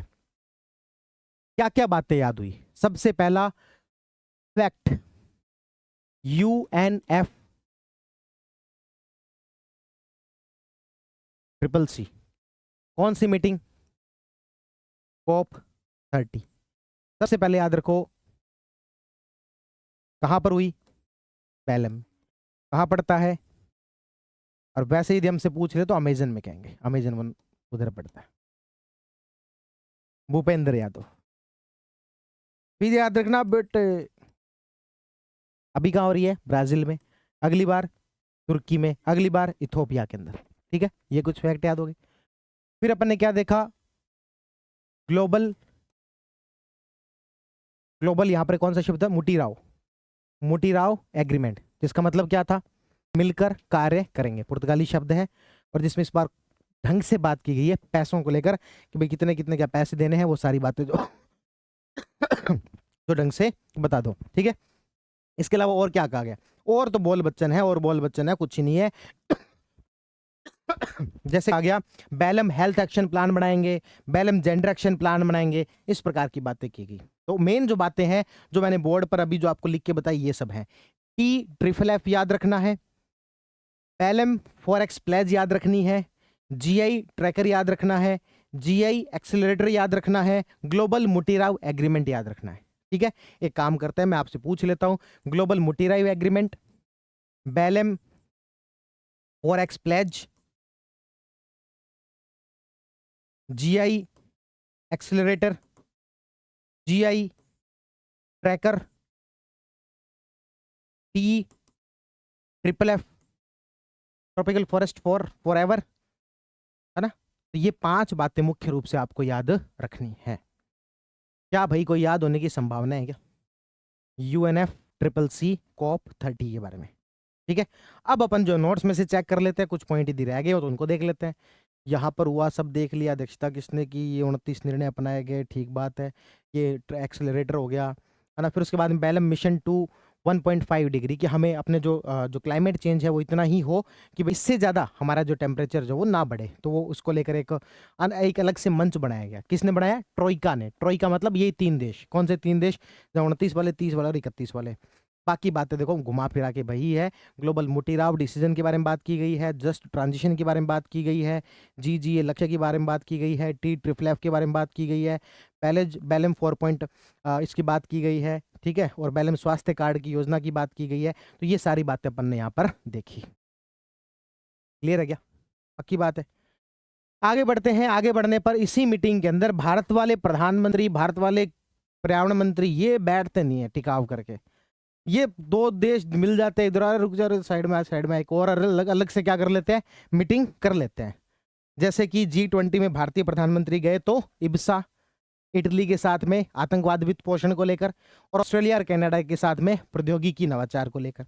इसी तरीके से यहाँ पर जब ये भारतीय पर्यावरण मंत्री गए तो ये भी कुछ छोटी मोटी बात करके आगे। एक तो बोले हमारे इंटरनेशनल बिग कैट अलायंस चल रहा है, तेरे को पता है क्या, अरे उन्होंने कहा तुमने चिल्ला चिल्ला के पूरी दुनिया में बता दिया, कोई बच्चा है जिसको पता ना हो? सबको पता है। तो बोले ठीक है, फिर एक काम करें क्या, हर साल मंत्री स्तरीय सभा बुला ले इसकी, हर साल सभी मंत्री जो वो जुड़ जाया करेंगे। तो केंद्रीय मंत्री भूपेंद्र यादव ने वर्ष 2006 में 26 में नई दिल्ली में वैश्विक बिग कैट शिखर सम्मेलन आयोजित करने की घोषणा कर दी। भाई ये लो भाई, अपना करंट अफेयर बढ़ा दिया, अपना जो है वो सिर दर्द बढ़ा दिया। एक और मीटिंग अगली बार पढ़नी पड़ेगी कि 2026 के अंदर इंटरनेशनल बिग कैट अलायंस शिखर सम्मेलन होगा, कहां पर? नई दिल्ली में। और क्या बोल के आगे, और इन्होंने कहा 11वीं जॉइंट क्रेडिटिंग मैकेनिज्म, ये शायद पिछली बार भी अपने सामने आया था कहीं ना कहीं। जॉइंट क्रेडिट मैकेनिज्म बनाया जाएगा, यानी कि दो देश कोई आपस में, जैसे मान लो कि भारत ने उत्सर्जन ज्यादा कर दिया और जापान ने कम किया है, तो जापान जो है वो भारत को जो पॉइंट्स है वो बेच सकेगा। तो इसी प्रकार की जॉइंट क्रेडिटिंग मैकेनिज्म के साझेदारों की बैठकों में हिस्सा लिया। ये 11वीं थी। इसका आयोजक कौन था? जापान। अध्यक्षता किसने की थी? तो यहाँ के हितिरो का इशिहारा जो है उन्होंने की थी। और ये जो जो मैकेनिज्म है किसने शुरू किया था? जापान ने। क्या काम है? अभी जो मैं बात बता रहा था आपको वही काम है। तो इस बस इतना ध्यान रखना है कि इसी दौरान भारत के जो पर्यावरण मंत्री हैं, एक तो किस में चले गए, कहा था उनको रुक जाओ, पर फिर भी चले गए जॉइंट क्रेडिटिंग मैकेनिज्म के अंदर। जे से जे याद रखना, जापान ने बनाई इसको। इसको शुरू किसने किया? जापान ने। एक क्या बोल के आ गए, लो भाई इंटरनेशनल बिग कैट अलायंस का शिखर सम्मेलन करवाएंगे। कहाँ करवाएंगे? एक ही जगह अपने पास में, नई दिल्ली। कब करवाएंगे? तो 2026 के अंदर करवाएंगे। एक और प्लेटफॉर्म लीडरशिप के लिए जाके आगे, अंतर्राष्ट्रीय सौर गठबंधन जो भारत वालों के पास है, चिल्ला चिल्ला के बता के आएंगे हमने बनाया इंटरनेशनल सोलर अलायंस, हमने बनाया इंटरनेशनल बिग कैट अलायंस। तो इसको लेकर भी जो वहां पर बता के आगे। तो ये विषय द्वीपों को एकजुट करने और कार्रवाई प्रेरित करने के लिए, ऊर्जा सुरक्षा के लिए नेतृत्व। ठीक है। इसके साथ साथ कुछ एक देश यहां पर ये और मिले। भारत ने बेसिक एक नया संगठन बना रहे हैं भाई, एक नई समस्या आपके लिए बढ़ा रहे हैं। ब्रिक्स के जैसे ही क्या, बेसिक। बेसिक का मतलब ब्राजील है यहाँ पर, साउथ अफ्रीका है आपके, इंडिया है और चाइना है। ब्राजील है, साउथ अफ्रीका है, इंडिया है और चाइना है। तथा समान विचारधारा वाले ये जो छोटे जो देश हैं, ये ऋण आधारित मॉडलों के स्थान पर पूर्वानुमानित बड़े पैमाने पर और अनुदान आधारित जलवायु वित्त का आह्वान किया। कुल मिला के इसको तो काटो बस, ये वहां पर रो के आए कि भाई ऐसे वैसे पैसे तो देते हैं नहीं विकसित देश, तो ज्यादा से ज्यादा हमें क्या दिए जाए? पैसे दिए जाए, बस उसके लिए। तो ये कोई प्री में कोई खास काम की बात अपने है नहीं। प्री में काम की जो बातें वो मैं लिख दी बोर्ड पर, एक बार फटाफट UNFCCC COP30 को मनी मन रिवाइज कर लेंगे। कर दो फटाफट रिवाइज।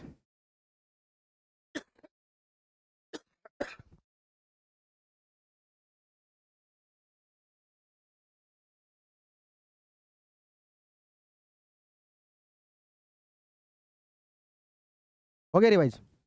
आगे बढ़े, चलो भाई। क्या क्या पढ़ लिया अपन ने, याद है आपको? क्या क्या? एक तो भारतीय राष्ट्रपति की 2 यात्राएं, कौन सी यात्राएं? अंगोला और बोत्सवाना। ठीक है। एक हमने पढ़ लिया भारतीय प्रधानमंत्री जी की यात्रा, कौन सी? भूटान। एक हमने पढ़ लिया G20 में जाके आगे, तो G20 के बारे में डिटेल में पढ़ लिया। एक अपने पर्यावरण मंत्री जो COP30 में जाके आगे, तो उसके बारे में डिटेल में पढ़ लिया। एक भारत में भी तो ये है, उसको भी तो हम चिल्ला चिल्ला के बताएंगे, इंटरनेशनल सोलर अलायंस की 8वीं मीटिंग। इंटरनेशनल सोलर अलायंस की कौन सी मीटिंग? 8वीं मीटिंग।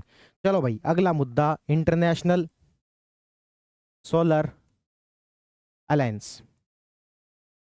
पहले तो हम इसके बारे में थोड़ी सी बात कर लेते हैं। अंतर्राष्ट्रीय सौर गठबंधन या इंटरनेशनल सोलर अलायंस, ये क्या है?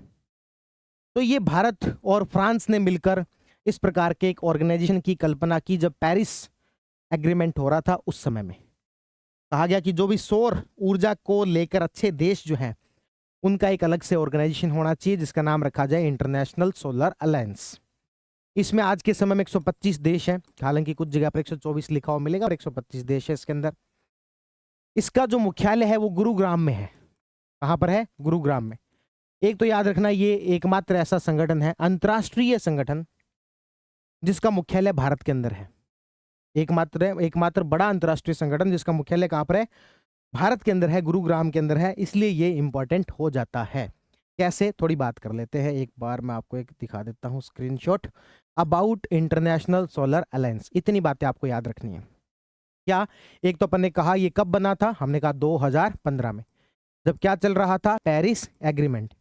जब कौन सी मीटिंग थी? COP21। ठीक है, उस समय में ये हुआ था। किस किस ने मिलकर? तो भारत और फ्रांस ने मिलकर। किन किन ने मिलकर? तो भारत और फ्रांस ने मिलकर इस संस्था को बनाया था।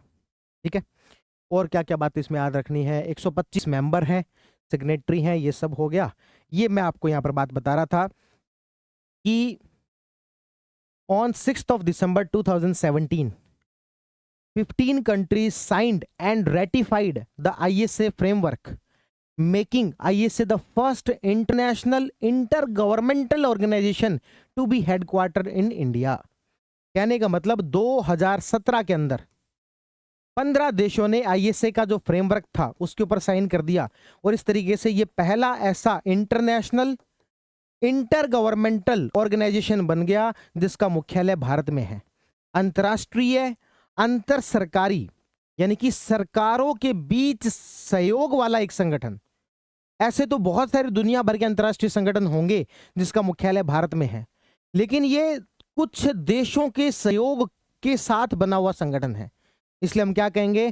First international intergovernmental organisation which has is headquarter in India. ठीक है, भारत में हेडक्वार्टर वाला पहला इंटरनेशनल इंटर गवर्नमेंटल ये ऑर्गेनाइजेशन है। तो ये हमने बात की किसके बारे में? इंटरनेशनल सोलर अलायंस के बारे में।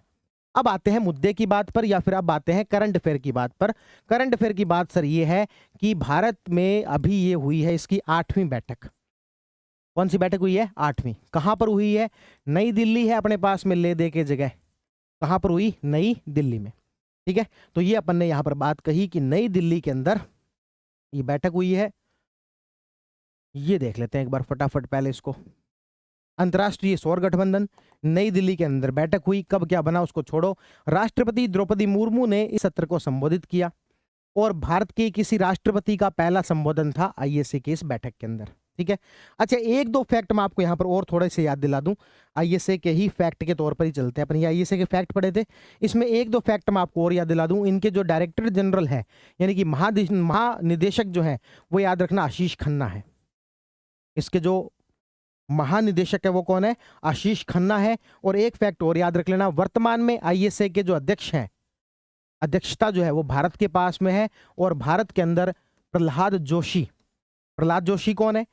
तो जो भी भारत के अंदर नवीकरणीय मंत्रालय का मंत्री होता है, एक मिनिस्ट्री हमारे यहां पर, ministry of new and renewable energy. कौन सी मिनिस्ट्री है? Ministry of new and renewable energy. तो जो भी नवीकरणीय मंत्रालय का मंत्री होता है उसे ISA का अध्यक्ष बना दिया जाता है। तो इस बार अध्यक्षता भारत के पास थी, और भारत की तरफ से अध्यक्षता कौन कर रहे हैं? प्रहलाद जोशी, जो कि क्या है? हमारे नवीकरणीय मंत्री। ठीक है, और इसके जो डायरेक्टर जनरल हैं वो कौन है? आशीष खन्ना। ठीक है, चलो अब वापस आते हैं अपन मुद्दे पर। अब नहीं भटकेंगे, वापस इधर ही फैक्ट के तौर पर सारी बातें कर रही। अब हुआ क्या इसके अंदर? हुआ ये कि एक नए मिशन का लॉन्च किया गया है जिसका नाम है सनराइज। क्या नाम है? सनराइज। देखो इंटरनेशनल सोलर अलायंस है, तो ये थोड़ा सा आप प्रेडिक्ट कर सकते हो बात किसकी चलेगी यहां पर? सन की। तो सनराइज नाम से एक इन्होंने क्या किया है? मिशन लॉन्च किया है। ठीक है, जो कि क्या होगा बस नाम याद रखना, बाकी इसके अंदर बातें बोल बच्चन वाली है। Solar upcycling network for recycling innovation and stakeholder engagement. Solar से जुड़ी हुई जो भी गतिविधियां हैं, अब सोलर प्लेट्स बनाना हो, सोलर प्लेट्स को ठीक करना हो, उसके अंदर कोई नया इनोवेशन करना हो, उसकी रिसाइकलिंग करनी हो, इन सबसे संबंधित कार्यों को करने के लिए एक संगठन बनाया गया है, और उसका नाम क्या रखा गया है? सनराइज। आपको कोई पूरा नाम याद नहीं रखना होता। एस का मतलब सोलर याद रह जाए, उसके बाद कोई एक आधा शब्द और याद रह जाए, जैसे कि यू का मतलब यहां पर है अपसाइक्लिंग, एन का मतलब है network for recycling innovation and stakeholder engagement. ठीक है, तो सनराइज नाम से एक इनिशिएटिव शुरू किया गया है। बस एक ही बात याद रखनी है कि सोलर से संबंधित जितने भी स्टेक होल्डर हैं उन सबको एक साथ जोड़ना है बस। अब आगे की बातें कोई याद रखने की आवश्यकता नहीं है, केवल एक पॉइंट याद रखना है। क्या? इसमें हमें एक शब्द याद रखना है, और वो क्या है? सनराइज। तो इस मीटिंग का जो कंक्लूजन था उसमें से एक पॉइंट जो याद रखना है वो क्या है? सनराइज। सनराइज का मतलब सोलर से संबंधित जितने भी स्टेक होल्डर हैं उनको जोड़ने का काम करना है। अगला क्या है? अगला काम है कि भारत सरकार ने कहा एक सूर्य एक विश्व एक ग्रिड कार्यक्रम जो पहले से चला रहा है उसको और बढ़ावा देंगे। क्या मतलब हुआ इसका? इसका मतलब हुआ दुनिया में सूरज तो एक है, सोलर एनर्जी तो सारे देशों को मिलती है, क्यों नहीं ऐसा हो सकता कि हम ग्रिड को आपस में जोड़ दें, कि बांग्लादेश से ऊर्जा, भारत की ऊर्जा, है ना, इस प्रकार का एक ग्रिड बना दें कि हम इजीली इसको यहाँ पर क्या कर सकें, ट्रांसफर कर सकें। इसी तरीके से दूसरे देशों के साथ भी हम एक ऐसा क्या बना दें, ग्रिड बना दें। जिस किसी देश के पास में एक्सेस एनर्जी होगी सोलर के अंदर, वो दूसरे देश को दे पाएगा, बदले में इससे पैसा ले पाएगा। सोच के देखें भारत कितने पैसे कमा लेगा, आसपास के देशों को अपन एनर्जी बेचेंगे। तो इस तरीके से क्या कहा, एक सूर्य एक विश्व एक ग्रिड कार्यक्रम, ताकि इस प्रकार का एक हम क्या बना सके, ग्रिड बना सके। और इसका जो पहली बार जो विचार है वो अक्टूबर 2018 में रखा गया था, one sun one grid one world, जो कि पहली बार विचार कब रखा गया था, 2018 में। तो उसी का सपना अपन बीच बीच में अपन को आता रहता है कि भाई उसको आगे बढ़ाना है, उसको आगे बढ़ाना है, उसको आगे बढ़ाना है। तो उस प्रकार की यहाँ पर बात की गई। तो इंटरनेशनल सोलर अलायंस 125 देश हैं, गुरुग्राम में मुख्यालय है, 2015 में बना था, पेरिस एग्रीमेंट की बातचीत चल रही थी, COP 21 का समय था, भारत और फ्रांस ने मिलकर बनाया था। 2017 में 15 देशों ने जब साइन कर दी तो पहला इंटरनेशनल इंटर गवर्नमेंटल ऑर्गेनाइजेशन बन गया, जिसका मुख्यालय भारत में है। इसके महासचिव आशीष खन्ना हैं और इसके अध्यक्ष प्रहलाद जोशी हैं, जो कि नवीकरणीय मंत्रालय के अपने मंत्री हैं। इस बार सनराइज मीटिंग पर चर्चा की गई और one sun one grid one world पर जो है चर्चा की गई। ले रहे हैं तक की बात। अब इसमें एक दो बातें आपको पीआईबी में से मैं कुछ और इसमें जब आपको बता दूं कि भारत की अभी तक की क्या अचीवमेंट रही है, मोदी जी ने इस पर खूब बोला। बड़ा शानदार आपको यहाँ पर एक एग्जाम्पल मिलेगा जो कि आप कई सारी जगह कोट कर सकते हो। जैसे कि मोदी जी ने यहाँ पर कहा कि हमें इस देश को 1000 गीगावाट सोलर एनर्जी बनाने में, 1000 गीगावाट सोलर एनर्जी प्रोड्यूस करने में, पहली 1000 गीगावाट सोलर एनर्जी प्रोड्यूस करने में 25 साल लगे और दूसरी 1000 गीगावाट सोलर एनर्जी प्रोड्यूस करने में 2 साल लगे। इसका मतलब इसे हम कई जगह पर कोट कर सकते हैं। एनर्जी का, सोलर एनर्जी का कोई क्वेश्चन शुरू होता है वहां पर भी कर सकते हैं। यदि हमें जड़त्व के नियम को पढ़ना है कि शुरुआत करने में ज्यादा समय लगता है, बाद में चीजें प्रोसेस में आ जाती है तो चीजें आसान हो जाती है, वहां पर भी कर सकते हैं। हमें माइंडसेट को यदि दिखाना है कि किस तरीके से माइंडसेट को चेंज करने से रिजल्ट चेंज होते हैं, वहां पर भी हम कर सकते हैं कि देखो शुरुआत में समय लगता है, बाद में चीजें आसानी से चलती हैं।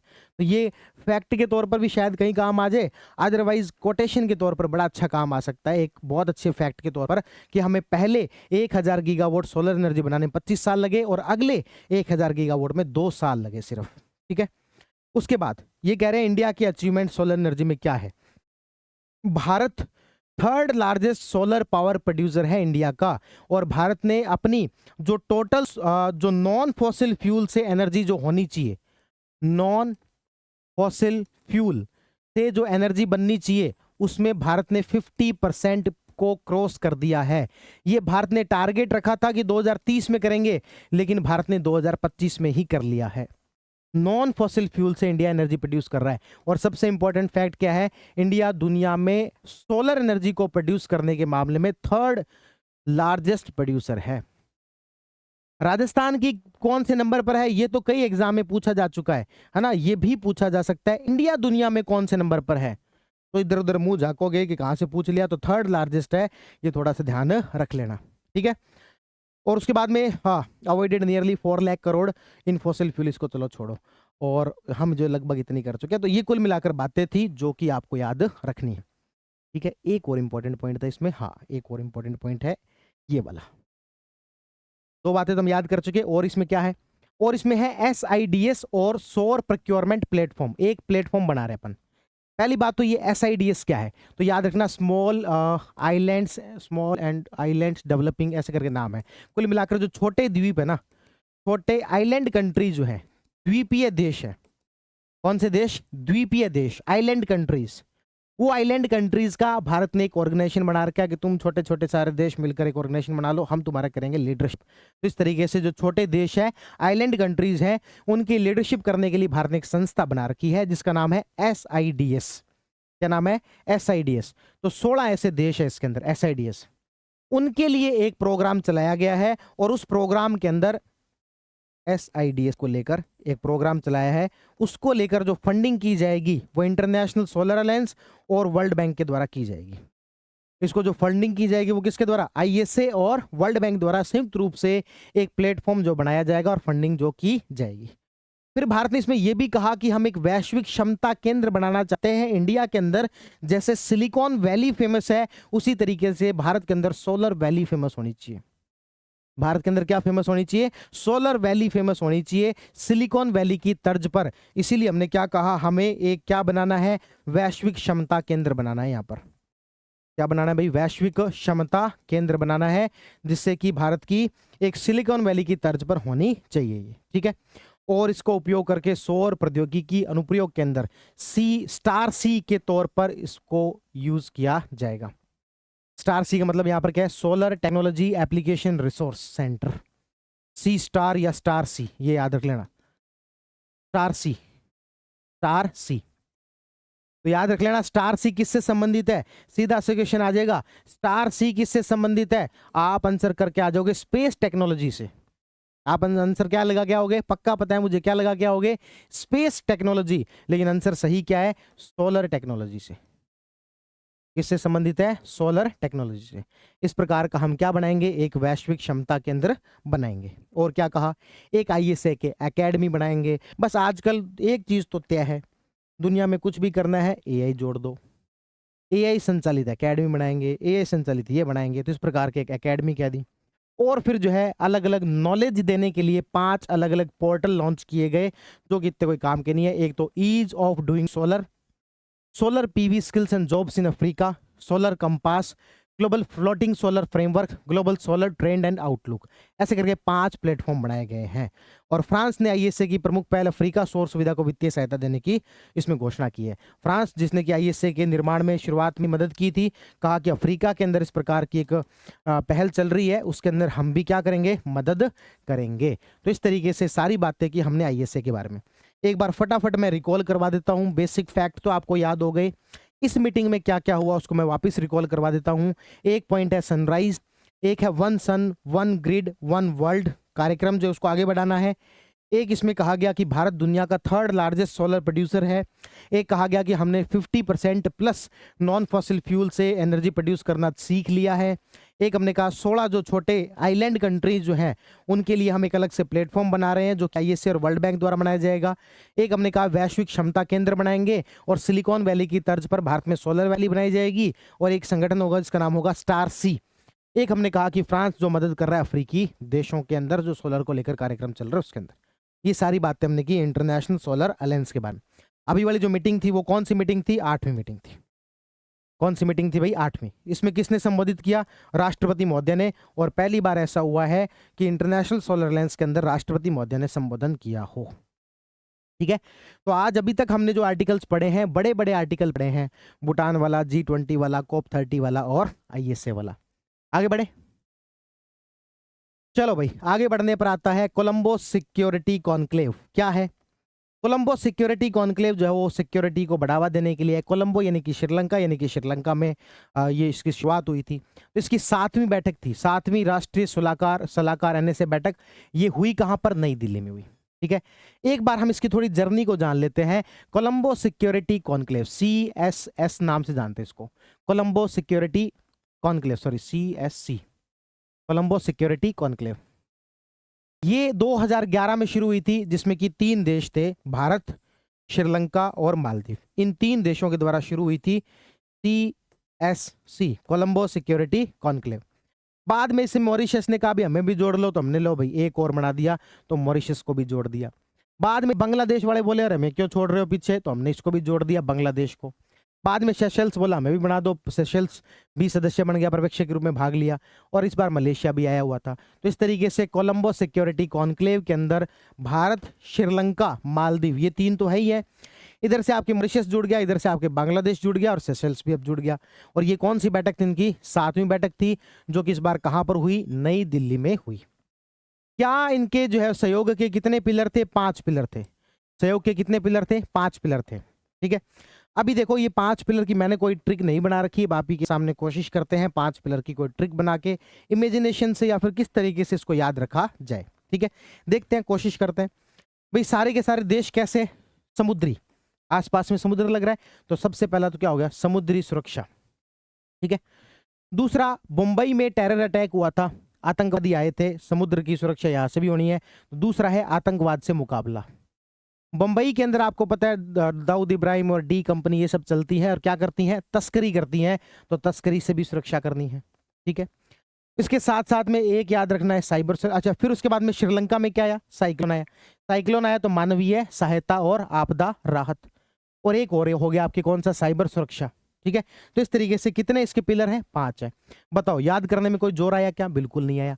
कोलंबो सिक्योरिटी कॉनक्लेव की बात चल रही है, भारत इसमें पहले से था। श्रीलंका हो गया, मालदीव हो गया, बाद में मॉरिशस को जोड़ दिया, इधर से बांग्लादेश को जोड़ दिया, ये 5 देश हो गए। एक बात तो हमने कर ली कि समुद्री सुरक्षा की, दूसरी बात हमने कर ली मुंबई में टेरर अटैक की, तीसरी बात हमने कर ली मुंबई में आपके तस्करी की, चौथी बात हमने कर ली ये आपदा वाली, और एक बात हमने कर ली साइबर सिक्योरिटी, जो कि आजकल हर जगह जरूरी है। तो कितने पिलर हुए? 5 पिलर। ऐसे सीधे रटने जाते हैं तो क्या लगते हैं? मुश्किल। लेकिन अभी अपन ने क्या किया, यहां पर हमने थोड़ा सा जो एसोसिएशन किया, इसको जोड़ के देखा। आगे बढ़े। आगे बढ़ने पर आता है आपके मिनीमाता कन्वेंशन। मिनीमाता जो कन्वेंशन है उसका छठा जो सम्मेलन हुआ। मिनीमाता जो पारा जो होता है ना, वो उसको क्या करना है? कम करना है, जो कि शरीर के लिए बहुत ज्यादा खतरनाक होता है। तो अभी ये छठी जो मीटिंग हुई है वो कहां पर हुई है? जिनेवा के अंदर, है ना। तो कौन सा सम्मेलन है आपके? मिनी। अच्छा, ये सिक्योरिटी काउंसिल, ये आपके कोलंबो सिक्योरिटी कॉन्क्लेव हुआ कहां पर है? नई दिल्ली में। कहां पर हुआ भाई? नई दिल्ली में। आईएसए वाला कहां हुआ? नई दिल्ली में। कौन सी बैठक थी? 8वीं। ये कौन सी थी? 7वीं। ये कौन सी थी? 7वीं। और आईएसए वाली कौन सी थी? 8वीं। कोप 30 कहां हुआ था? बीबीबीबी, बेलम, ब्राजील, भूपेंद्र यादव। G20 कहां पर हुआ था? साउथ अफ्रीका के अंदर हुआ था। ठीक है, चलो अब अपन आगे चलते हैं। अगला है मिनी माता कन्वेंशन। कौन सा कन्वेंशन? मिनी माता कन्वेंशन। मिनी माता कन्वेंशन याद रखना छठा है। कौन सा है? छठा। आईएसए कौन सा था? 8वां। ठीक है, आईएसए 8वां था, कोलंबो वाला 7वां था, मिनी माता वाला छठा है। भाई साहब, पारे को कम करना पड़ेगा, जीना है तो। पारे को कम करना पड़ेगा, जीना है तो। जिनेवा के अंदर हुआ। उद्देश्य क्या था? 2034 तक दंत अमलगम में पारा के उपयोग को क्या करना है? लिमिटेड करना है। पहली बार ये कब हुआ था? 2013 में। 2017 में लागू हो गया और ये बाध्यकारी एक वैश्विक संधि है ना। ये क्या? लीगली बाइंडिंग एक जो है ट्रीटी है, जो कि दुनिया के अलग अलग देशों ने मिलकर इसे अपनाया हुआ है। ठीक है, आगे बढ़ते हैं। आगे बढ़ने पर आता है आपके कोडेक्स एलिमेंटेरियस कमीशन। ये क्या है? ये है आपके जो फूड प्रोडक्ट्स होते हैं, खाद्य पदार्थ होते हैं, उसमें क्या कुछ केमिकल होने चाहिए, क्या नहीं होने चाहिए, उसको लेकर रूल्स एंड रेगुलेशन बनाने वाला एक, हम कह सकते हैं, मीटिंग होती है इनकी। कोडेक्स एलिमेंट्रियन कमीशन है, कमीशन है जो कि क्या करता है? जो फूड प्रोडक्ट्स हैं उसको लेकर जो है अपने रूल्स वगैरह बताता है। तो पहले इसी के बारे में बात करते हैं। कोडेक्स एलिमेंट्रियन कमीशन यह है अंतर्राष्ट्रीय खाद्य मानक निकाय है। इसकी स्थापना 1963 में हुई थी। एफएओ और डब्ल्यूएचओ ने मिलकर इसकी स्थापना की थी। इसने एफएओ और डब्ल्यूएचओ ने। तो इसको क्या बोलते हैं? एक कमीशन है ये, इन्हीं के द्वारा बनाया गया एक कमीशन है, कोडेक्स एलिमेंट्रियस कमीशन। अभी मुद्दा क्या है? अभी मुद्दा यह है कि इसका 48वां सेशन रोम इटली में होने जा रहा है और भारतीय प्रतिनिधिमंडल में राजित पुन्हानी इसके अंदर गए हैं और भारत को यहां पर वापस अपॉइंट किया गया है, पुनर्निर्वाचित किया गया है और भारत 2027 में इसका जो एक सदस्य रहेगा।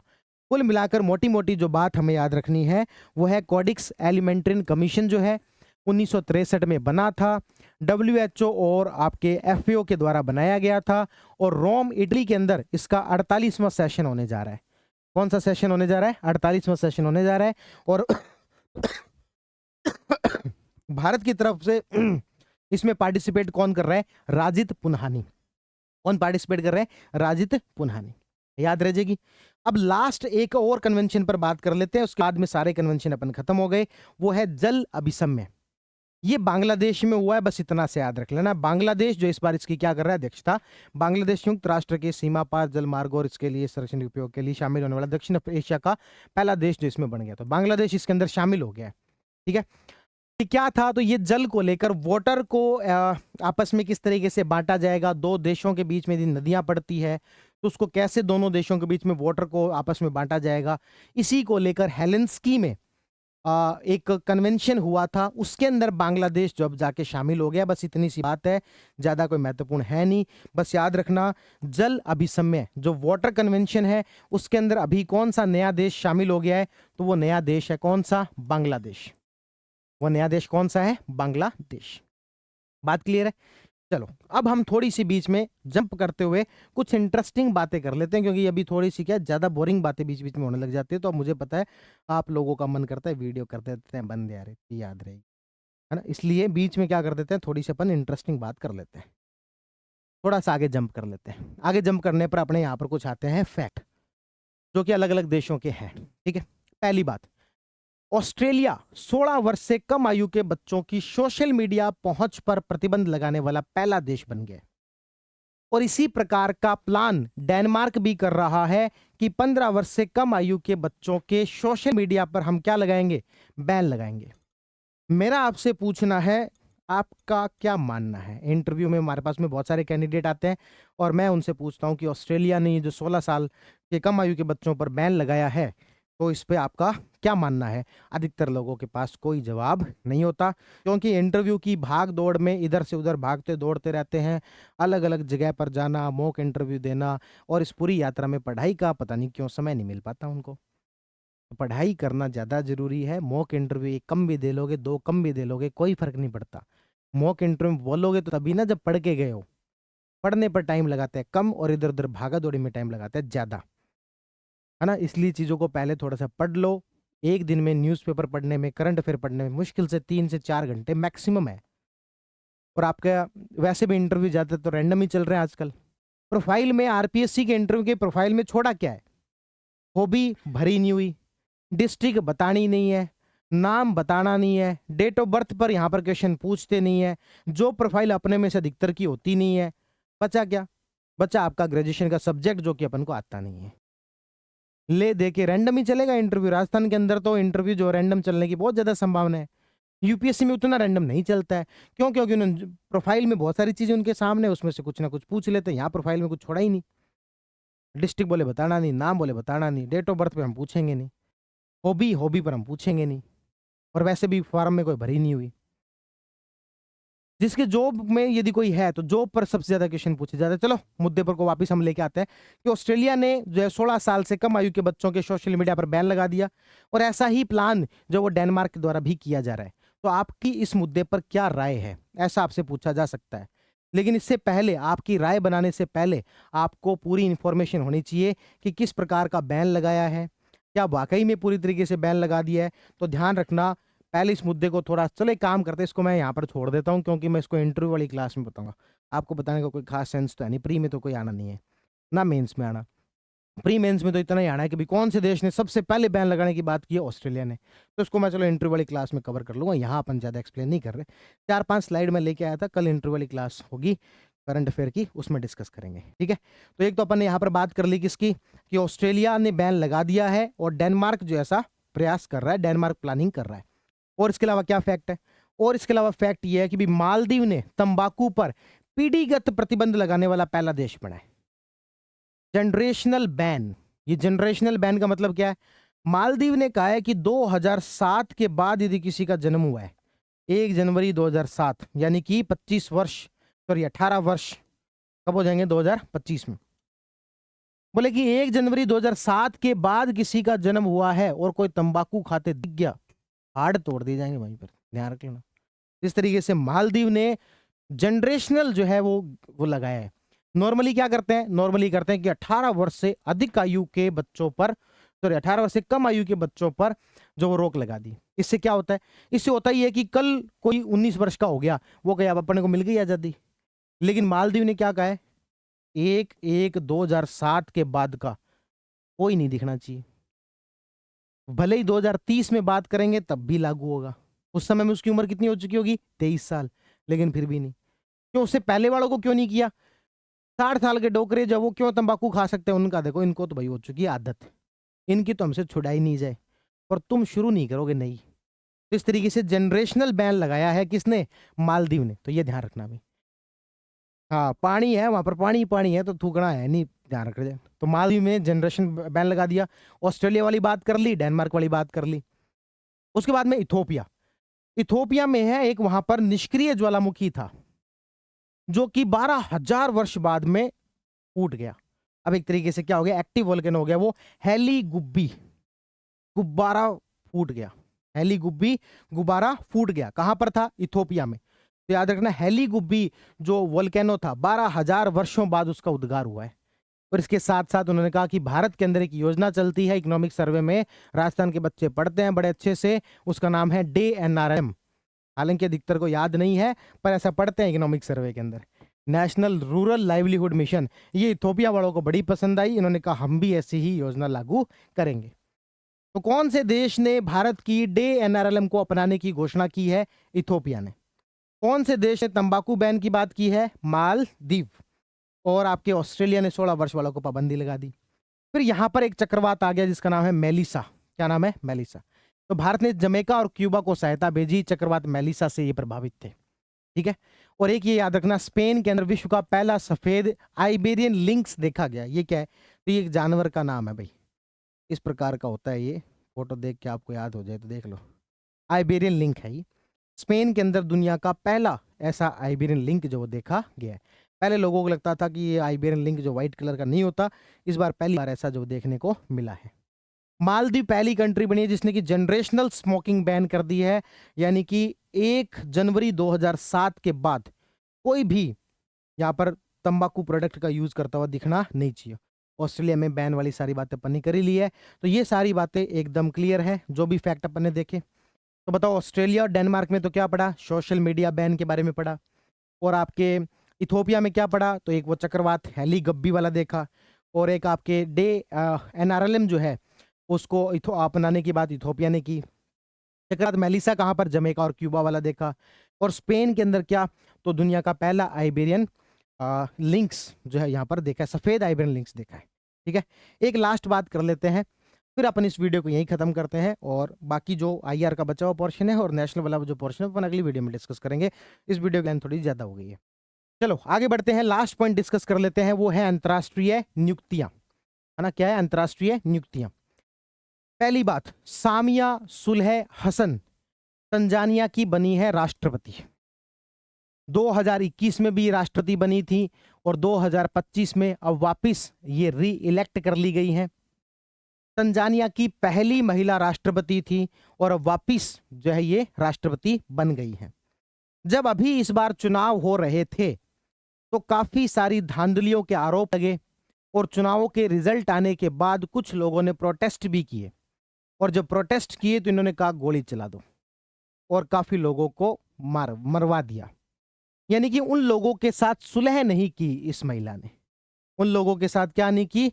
सुलह नहीं की। तो याद रखना, सामिया सुलह हसन तंजानिया की राष्ट्रपति हैं।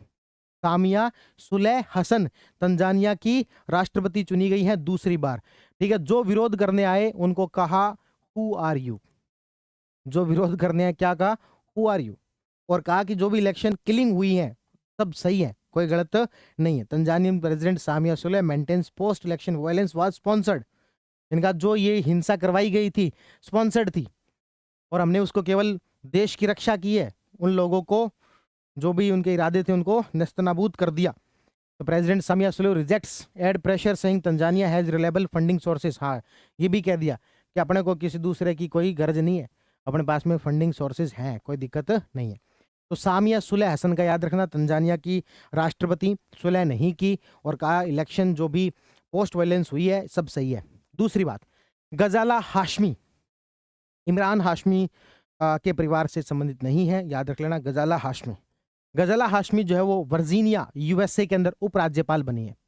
अपने क्या मतलब के? अपने मतलब के इसलिए क्योंकि भारतीय मूल की है, हैदराबाद बॉर्न है, जिसका नाम क्या है? गजाला हाशमी। जो कि वर्जीनिया की first south Asian American lieutenant governor. America के जैसे अपने यहाँ पर अलग अलग प्रांत होते हैं ना, वहां पर भी जो एक प्रांत है जिसका नाम क्या है, वर्जीनिया।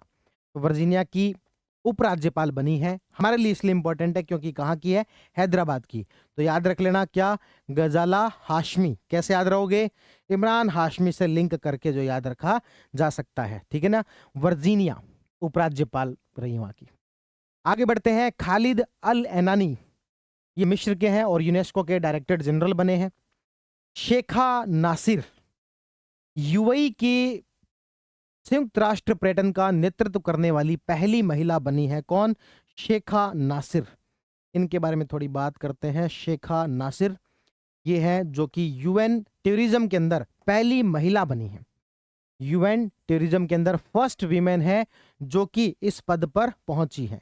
कौन से पद पर पहुंची है, तो ये यूएन टूरिज्म का नेतृत्व करने वाली पहली महिला होंगी। कौन सी, शेखा नासिर। कहाँ की है, यूएई की। कैसे याद रखा जा सकता है, तो भाई आजकल ज्यादातर लोग घूमने कहाँ जाते हैं, यूएई, दुबई जाते हैं। तो पर्यटन को बढ़ावा देने वाली यूएई की शेख याद रख लेना।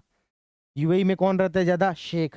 तो शेखा नासिर का कैसे लिंक बिठाओगे, तो लिंक बिठाओगे टूरिज्म से। टूरिज्म कैसे, दुबई घूमने जाते हैं, शेख वहां पर होते हैं, तो शेखा नासिर। उसके बाद है कीर्ति सुरेश। कीर्ति सुरेश जो साउथ इंडियन एक्ट्रेस है इंडिया की, और बाल अधिकारों की सुरक्षा के लिए इनको यूनिसेफ ने इंडिया सेलिब्रिटी एडवोकेट नियुक्त किया है। तो कीर्ति सुरेश जो है वो क्या है, बाल अधिकारों के लिए यूनिसेफ की सेलिब्रिटी ब्रांड एम्बेसडर बनी है, और ये साउथ इंडिया की एक्ट्रेस है, ठीक है। तो हमने 5 लोगों की अपॉइंटमेंट के बारे में यहां पर बात की। एक है सामिया सुलेह हसन। सुलेह नहीं करी इन्होंने, तंजानिया के राष्ट्रपति बनी, चुनाव हुए, जो भी पोस्ट इलेक्शन वायलेंस हुए उनको नहीं माना। गजाला हाशमी, इमरान हाशमी से कोई संबंध नहीं है, वर्जीनिया की उपराज्यपाल बनी है, हैदराबाद मूल की है। खालिद अल एनानी मिस्र के हैं और यूनेस्को के महानिदेशक बने हैं। शेखा नासिर, शेख से यूएई याद रखना, यूएई से टूरिज्म याद रखना, टूरिज्म को लीड करने वाली पहली महिला। कीर्ति सुरेश भारत की हैं, भारत की हैं तो बाल अधिकारों की रक्षा के लिए यूनिसेफ की एक तरीके से क्या बनी है, ब्रांड एम्बेसडर बनी है, ठीक है। तो ये सारी बातें हमने की है किसके बारे में, आपके इंटरनेशनल में जो भी चीजें चल रही थी उसके बारे में। ज्यादा कुछ नहीं बचता, और जो बाकी बची हुई चीजें हैं वो अपन उसको अगली वीडियो के अंदर जो वो देख लेंगे। वैसे ज्यादा कुछ था नहीं, ठीक है। तो इसको अपन जो अगली वीडियो में देखते हैं। तो आज के लिए इतना काफी है, और अब नवंबर की यूं करा दें फटाफट, पता लगे आपको, ठीक है, करा दें फटाफट। कितने बजे रात्रि के करा देंगे फटाफट, अब लगे ही हुए हैं। देखो अब अगली वीडियो में अब मैं रिकॉर्डिंग डालूंगा, और अब फटाफट कर देंगे रिकॉर्ड। 12 बज रहे हैं, अभी 2-3 बजे तक करते हैं रिकॉर्ड आज, ठीक है। चलो मिलते हैं अगली क्लास में, आप सभी का बहुत बहुत धन्यवाद।